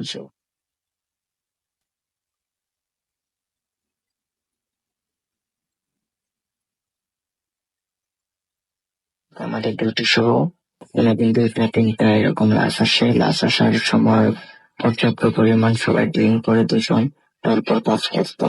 প্রথমে লাশের বডির উপরে দিকে, তারপর উঠিয়ে দিতে দিকে এইভাবে করতাম। আর এইভাবে মোটামুটি ভালোই যাচ্ছিল। হঠাৎ করে যেদিন আমার সাথে ঘটনাটা ঘটছে সেদিন সিঙ্গাপুরে মানে আমি একটু পরে কাছে আসি এবং আমার বন্ধু হাসান সে আজই চলে আসে। তার আবার শরীর খারাপ ছিল, তার কাজে আর না বলে আমি বলবো কাজ করবো না, এখন রুমে চলে যাবে। তারপর আমি দেখে বললাম ঠিক আছে, রুমে যা, আমি দেখি এরকম কোনো লাশ টাশ আসে না এরকম। সেরকম ওখানে আমি বসে রয়েছি, এমন সময় প্রায় রাত্রে 12টা বাজে। ঠিক এই সময় ডাক্তার ডক্টরকে দিল এবং বলল ঠিক আছে তেল লাগানোর জন্য। আসলে ভাই প্রতিদিনের মতো আমরা যেভাবে করি যে লাশটা ডাক্তার রুমে রেখে আসো, রুম এর ভিতরে নর্মালি একটা ডিম লাইট লাল কালার এরকম জ্বালানো, আর নার্স কোনো বাতি নাই।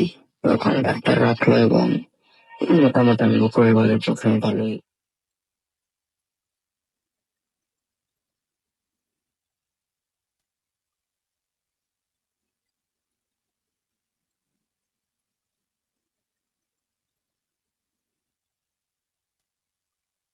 হঠাৎ করে লাইট অফ হয়ে যায়। আমি তার কোনো মানে বুঝতে পারি না, এবং যখন লাইট অফ হয়ে যায় আমি তখন যে হাত দিয়ে আমি 3বার লাইট চালানোর জন্য বোর্ড খুঁজছিলাম, কিবোর্ডটা লাইট সুইচ আমি পাই না। হঠাৎ করে আমি যেন কারো শরীরে আমার মানে আসলে বলতে পারছি না যে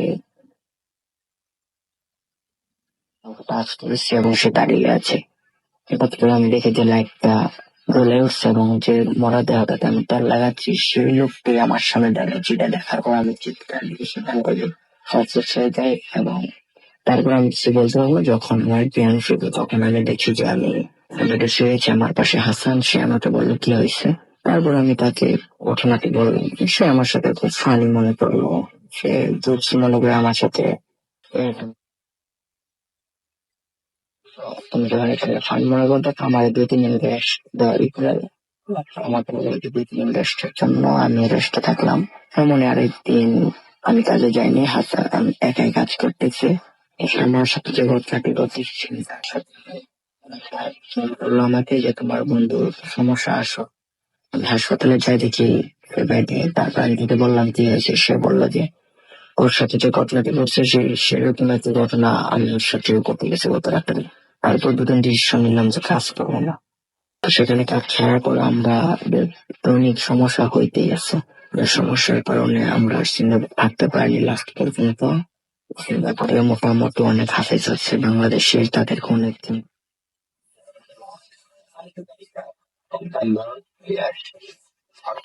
ব্যাপারটা আমি শেয়ার করতে চাইছিলাম, কিন্তু অনেক সমস্যার কারণে আমি শেয়ার করতে পারিনি। এবং এই ঘটনাটা আমার কিংবা আপনাকে পাঠাইছি মোবাইল দিয়ে, সমস্যা হয়ে যায় প্রায়, কোনো না কোনো সমস্যা হয়, তার কারণে পাঠাতে পারিনি। আজকে বাংলাদেশে আমি আছি, আসলে যদি সম্ভব হয় ঘটনাটি ভালো লাগে তাহলে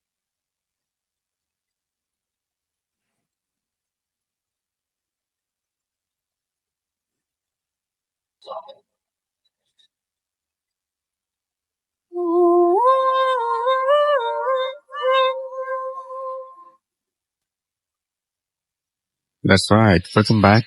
ঘড়িতে সময় রাত 1:31। আমরা কোনো কথা না বলে আমরা চলে যাই আমাদের পরবর্তী অতিথির কাছে এবং সরাসরি তার ঘটনা চলে যাব আমরা। আপনার নামটা একটু প্লিজ বলবেন, তারপর রাসেল ভাই, হ্যালো লিসনার্স, আমি নন উত্তরা দক্ষিণখান থেকে। তো রাসেল ভাই, আমি যে স্টোরিটা শেয়ার করবো এটা আমি যে স্টোরিটা শেয়ার করবো এটা প্রায় আমার গ্রামের একটি বর্তমানে একটি পরিত্যক্ত ঘেরকে কেন্দ্র করে। তো আসলে শুরু করি। আমাদের গ্রাম হচ্ছে নড়াইল জেলার গাছবাড়িয়া গ্রাম। তো এখানে আনুমানিক 3-4 বছর আগে একটি লোক ও তার শ্বশুর মানে গ্রামে থাকে না ওই যে বিশাল ধান ক্ষেত মানে অনেক জায়গা কেন্দ্র করে।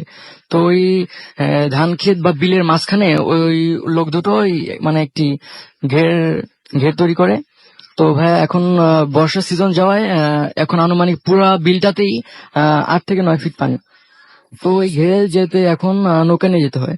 তো ভাইয়া যখন ঘেরটা তৈরি করে তখন আমাদের গ্রামে কুষ্টিয়ার একটি লোক ছিল নাম ইব্রাহিম। তো সেই ইব্রাহিমকে কন্ট্রাক্টে দেওয়া হয় সেই ঘেরটা।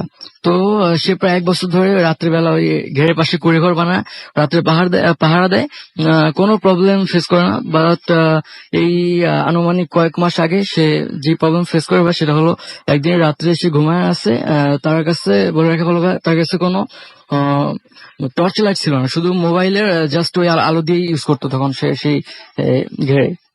তো একদিন রাত্রিবেলা ভাইয়া সে তার সে ঘরের বাইরে থেকে মনে হলো যে ঘেরের সাইড দিয়ে অনেক কুকুরের আওয়াজ এবং অনেক লোকজন যদি হেঁটে যায় সেই পায়ের শব্দ শুনতে পায়। তো ভাইয়া তখন সে মনে করে যে চুরি করে মাছ ধরতে আসছে। তখন মোবাইল লাইটটা নিয়েই রুমের দরজা খুলে ভাইয়া যেটা দেখলো সেটা হলো রুমের দরজার সামনে 2টা সাপ, যার স্বাভাবিক আকারের চেয়েও বড় টাইপের সাপ ফোনা মেলে তার দিকে তাকিয়ে আছে এবং সে তাকিয়ে দেখলো সাপের লাল চোখ মানে তার দিকে শুধু তাকিয়ে আছে। তো ভাইয়া এটা দেখে সে ভয় পেয়ে যায় এবং ভাইয়া বলে রাখা ভালো যে ওই ঘেরটা ছিল প্রায় 1.5 বিঘা জমিনে। তো ওই ঘেরের এক পাশে তখন সে দেখে আনুমানিক 50 থেকে 60টা রাজহাঁস তার দিকে তেড়ে আসতেছে। তো এটা দেখে ভয় পেয়ে আশেপাশে ঘরের ভিতরে ঢুকে দরজা বন্ধ করে দেয়। তখন ভাইয়া দরজা বন্ধ তখন আনুমানিক 3টা-4টা পর্যন্ত সে ভয়ে জেগেই পার করে দেয় এবং তারপরে যখন একটু ঘুমায় তখন তাকে একটা স্বপ্ন দেখানো হলো যে তুই এই এলাকা ছেড়ে চলে যা, না হলে তোকে মেরে ফেলবো। তখন ভাই তার পরের দিন সে আজান দেওয়ার পরপরই গ্রামে ফিরে আসে এবং সবাই সাথে স্টোরিটা শেয়ার করে। তো তখন রাসেল ভাইয়া সে মানে আমাদের গ্রামটা ছেড়ে আবার কুষ্টিয়া চলে যায়। তার কিছুদিন পর আমাদের গ্রামের কায়ুম খান নামে একটি লোক আবার মানে সে ছিল সাহসী লোক। তো সে আবার ওই ঘেরটা মালিকের কাছ থেকে কন্ট্যাক্ট নেয়। তখন সে এক প্রকার চ্যালেঞ্জ করি ওই ঘেরে ওই যে কুড়েঘর ওখানে থাকে, কয়েকদিন থাকে, তার সাথে কোনো ঘটনা ঘটে না। বাট ভাইয়া তারপরে একদিন সে রাত্রে ঘুমায় আছে, তখন ভাইয়া সে আবার ওই অনেক কুকুরের আওয়াজ শুনতে পায় বাইরে। তো ভাইয়া সে কৌতূহল নিয়ে রুম থেকে বের হয় দেখে ভাইয়া আবারও সেই 2টা সাপ যা আগের লোকের সাথে ঘুরছিল। 2টা সাপ যার নিচের অর্ধেক পানিতে মানে ঘেরের পানিতে ডোবানো আর উপরের অর্ধেক ঘেরের পাড়ে মানে ফোনা মেলে ঘেরের পাড়ে আছে তার দিকে তাকিয়ে। তো ভাইয়া এটা দেখে সে এই গ্রামে মাছ মারার জন্য ওই যে ইউজ করা হয় ওই যে কোপ দিয়ে মারতে হয় পানিতে। তো ভাই সেটা তার কাছে ছিল তখন সন্ধ্যার দিকে সেখানে যাওয়ার সময় নিয়ে যায়। তো ভাইয়া সেটা দিয়ে ওই সাপটাকে লক্ষ্য করে কোপ মারে, কিন্তু ওইটা লাগার আগেই সাপ দুটো ভ্যানিশ হয়ে যায়। তো ভাইয়া ওই দিন সে মানে সাহসী লোক থাকলেও এক প্রকার ভয় পেয়ে যায়, তারপরও সে বাড়িতে ফিরে যায় না, ওই কুড়ে ঘরে যে দরজা লাগে আবার ঘুমায় পড়ে। তো ভাইয়া ঘুমায় পড়লে তাকে আবার স্বপ্ন দেখানো হয় যে সে দেখে যে ওই সাপ দুটো তার দিকে তীর ছুঁড়ে মারতেছে। এটা দেখে সে গ্রামে যে শেয়ার করে, তারপরও সে নেক্সট দিন আবার সেই ঘেরে মানে কাহিনীগুলো আবার ফেস করতে নেক্সট দিন আবার পাহাড়ে দিতে আসে। তখন ভাইয়া নেক্সট দিন সন্ধ্যার দিকে চলে আসে ওই ঘেরে। হঠাৎ করে রাত আনুমানিক 12টা-1টার দিকে তার ঘুম ভেঙে টর্চ লাইট নিয়ে যায়। টর্চ লাইট নিয়ে যখন বাইরে পাহারা দিতে যায় তখন ভাইয়া সে দেখে যে পুরা ওই ঘের ভরা আগের লোকরা যে দেখেছিল 1-150 রাজহাঁস মানে ঘেরের চারদিকে সাদা কাটতেছে এবং সে দেখতেছে যে ঘেরের অপর পাশে একটি গলা কাটা লোক মানে তার অপোজিটে গলা কাটা লোক সাদা কাপড় পরা টাইপের কিছু হাঁটতেছে। তো ভাই এটা দেখে সে অনেক ভয় পেয়ে যায়। ওই রাত্রেই নৌকা নিয়ে বাড়িতে ফিরে আসে ওই রাত্রে যখন সে ঘুমায় তো ভাই ভোরবেলা তাকে স্বপ্ন দেখানো হয় যে তুই আর বেঁচে থাকতে পারবি না। আচ্ছা, এই ঘেরটার আসলে ব্যাপারটা কি? এই ঘেরটাতে এরকম সমস্যা কেন হচ্ছিল? পরে নিশ্চয়ই তারা কারো কাছে গিয়েছিল এবং খোঁজ খবর নিয়েছিল যে এই ঘেরে এরকম সমস্যা কেন হচ্ছিল। জি ভাই, মানে ওই ঘেরের মালিক যারা, তারা পরে এই সব কাহিনী মানে গ্রামে পুরাটাই ছড়া যায় সবার মুখে মুখে। তো তারা একটু কবিরাজ মানে একটু বড় টাইপের কবিরাজের আশ্রয় নেয় এবং সে কবিরাজ সব সাধনা বা আসন গ্রহণ করে যেটা বলে সেটা হলো যে ওই ঘেরে নাকি মানে এই 1 বছর যাবতই 2টা পরীর বসবাস। ওই যেখানে ঘের কাটা হয়েছিল মাছ চাষ করার জন্য, সেখানে ওই পরী 2টা নাকি ওই গজার মাছ হিসেবে সেই ঘেরে মানে এখনো বসবাস করে। তো মানে ওই কিছু কিছু মানুষের যাওয়ার কারণে মাছ ধরার কারণে ওরা অনেক রেগে যায় এবং মানুষের উপর এরকম ওকে আক্রমণ এই সাপ বা রাজহাঁস এর সাথে সম্ভব, মানে ওই এগুলো কি কোনো সম্পর্ক আছে এই পরীর সাথে? সাপ বা রাজহাঁস, ওই পরী দুটাই, ওই 2টা সাপ যেটা দেখে ওই পরী 2টাই কবিরাজি বলছে পরে যে ওই পরী 2টাই ওই সাপের আকৃতি গ্রহণ করে মানুষকে ভয় দেখানোর জন্য। আচ্ছা, কোথাকার ঘটনা আরেকবার যদি সবাই একটু বলতেন। রাসুল ভাই, এটা হচ্ছে নড়াইল জেলার নড়াগাতি থানার গাছবাড়িয়া গ্রামের ঘটনা। এটা মোটামুটি ওই এলাকার সবাই জানে, অনেক ফেমাস হয়ে গেছে বর্তমানে। আর এবং ওই ঘেটা এখন ফুললি পরিত্যক্ত, আশেপাশে দিনের বেলাও ওখানে কেউ যাওয়া আসা করে না। ওখানে তো পরপর মানে এখনো পর্যন্ত মানে ক্ষতিগ্রস্ত হয়েছে কোনো মানুষ যে মারা গেছে এরকম কোন ঘটনা ঘটেছে? এখন পর্যন্ত ওই ঘেরের ফার্স্টে যেটা বললাম কায়ুম খান, নেক্সট সেকেন্ড বার কন্ট্যাক্ট নিয়েছিল সে ভাই ওই দিন, তারপর দিন রাত্রি ওই স্বপ্ন দেখানো হয়েছিল ওই দিন, তারপর দিন রাত্রি মারা যায়। তারপর মারা যায় কি খুব স্বাভাবিক মৃত্যু ছিল না অস্বাভাবিক মৃত্যু ছিল? ভাইয়া যেদিন মানে ও রাত্রে বাড়িতে চলে যায় ভয় পেয়ে, ওই দিন থেকে প্রচন্ড জ্বর আসে তার। তো কবিরাজ বা বড় বড় হুজুরের কাছে ঝাড়ফুঁক নেওয়ার পরও তার জ্বর কমে আর দিন দিন বাড়তে থাকে। তো ভাইয়া একদিন পর রাত্রিবেলা 12টার পর সে মারা যায়। তারপরে আবার ঘেরের মালিক যে বললাম, ঘেরের মালিক আবার সে চ্যালেঞ্জ করে সে ঘেরে থাকতে যায়, পাহারা দিতে যায়। তো ভাইয়া ফার্স্টের দিন সে পাহারা দেয়, তেমন কোনো কাহিনী ফেস করে না। বাট ওদিন তারপর দিন সকালবেলা সে ওই ঘেরের চারপাশ দিয়ে ভাই বলে রেখে ভালো যে অনেক পেঁপে গাছ, শাকসবজির গাছ ছিল। তো ভাই তারপর দিন সকালে সে পেঁপে বিক্রি করে, হাটে যেয়ে বিক্রি করে এক নৌকা নিয়ে। তো ভাইয়া রাতের বেলা তার মানে তার কিছু হয় না, তারপর দিন রাত্রে যখন যায় তখন ভাইয়া সে ওই আনুমানিক তখন সে 10টার দিকে ওখানে যায়। তো সে ভাইয়া ওই ঘরে ঘুমায় আছে। তো তখন মেবি 1টা বা 2টা বাজে, তখন সে শুনতে পায় ওই কুড়ে ঘরে যে টিন দিয়ে তৈরি করা, মানে একটা মানুষ যদি টিনে আঁচড় কাটে, পুরা টিনটাই কেন্দ্র করে যে আঁচড় কাটে, তখন যে সাউন্ড হবে ওই সাউন্ড শুনতে পায় এবং বাইরে প্রচন্ড কুকুরের আওয়াজ শুনতে পায়। তখন সে ওই ফার্স্ট লোকের মতো মনে করছে যে হয়তো বা কোনো চোর মাছ চুরি করতে আসছে। তখন সে বড় একটা টর্চ লাইট নিয়ে যায়, সেটা নিয়ে বের হয়ে দেখে তার কুড়ে ঘরের সামনে 2টা কুকুর, মানে যা স্বাভাবিক উচ্চতার চেয়ে, মানে নর্মালি যে আমরা কুকুরগুলোকে দেখি তার চেয়ে বড়, তার চেয়ে বড়। তো এটা দেখে তাকে যখন তার দিকে কামড়াতে আসে তাকে, তো সে তখন ওই লাইট দিয়ে তাকে কুকুর দুটোকে ভয় দেখানোর চেষ্টা করে। তো এক পর্যায়ে দেখা যায় কুকুর দুটো নিজেদের মধ্যে মারামারি করে দৌড় দিয়ে যে পানিতে ঝাঁপ দেয়। তখন ওই লোকটার মাথায় আসে যে কুকুরটা কিভাবে এখানে আসলো, কারণ চারদিক দিয়ে বলছিলাম যে 7 বা 8 ফিট পানি হবে, আর ওখানে যাইতে হলে নৌকা দিয়ে যেতে হয়। তারপরে ভাই ওই কুকুর যেদিকে লাফ মারলো ওইদিকে লাইট নিয়ে ওই লোকটা দৌড় মারলো দেখার জন্য। তো ভাইয়া সামনে যা দেখে সে আগের 2টা সাপ ওই পার দিয়ে তার দিকে উঠে আসতেছে। সেই আগের মতো মানে অস্বাভাবিক রকমের বড় এবং সে লাল চোখ। সে দেখে পরে বুঝতে পারে যে যেহেতু এর আগের জন এই সাপ দেখে এর মানে এর দ্বারা পজিস্ট হয়ে মারা যায়, তো সে বুঝতে পারে যে এখানে আসলে কিছু একটা ঘটতেছে। তো সে তখনই নৌকা তার নিয়ে আসতে মনে থাকে না, ওই পানির ভিতরে এক প্রকার ঝাঁপিয়ে বা সাঁতার কেটে সে চলে আসে। তো মানে পানিটা পার হওয়ার পর ভাইয়া তখন সে নিজে সেন্সলেস হয়ে যায় এবং আনুমানিক 1-1.5 ঘন্টা পর তার সেন্স ফিরার পর ওই ঘেরের মালিকের বাড়ি যেটা, সে মালিকের বাড়িতে যায়। যাওয়ার পর ওদিন রাত্রে তখন সে ঘুমানোর পর তাকে স্বপ্ন দেখানো হয় যে ওর রক্তের সম্পর্কের যারাই ঘেরের কাছে আসবে তাদেরকে মেরে ফেলা হবে। অনেক ধন্যবাদ আপনাকে আপনার ঘটনার জন্য। আমরা ছোট বিরতি যাবো এবং বিরতির পরে আবারও ফিরে আসবো। সেই পর্যন্ত আমাদের সঙ্গেই থাকুন। Stay tuned radio Foorti and don't stop the food. Bhoot FM, the night.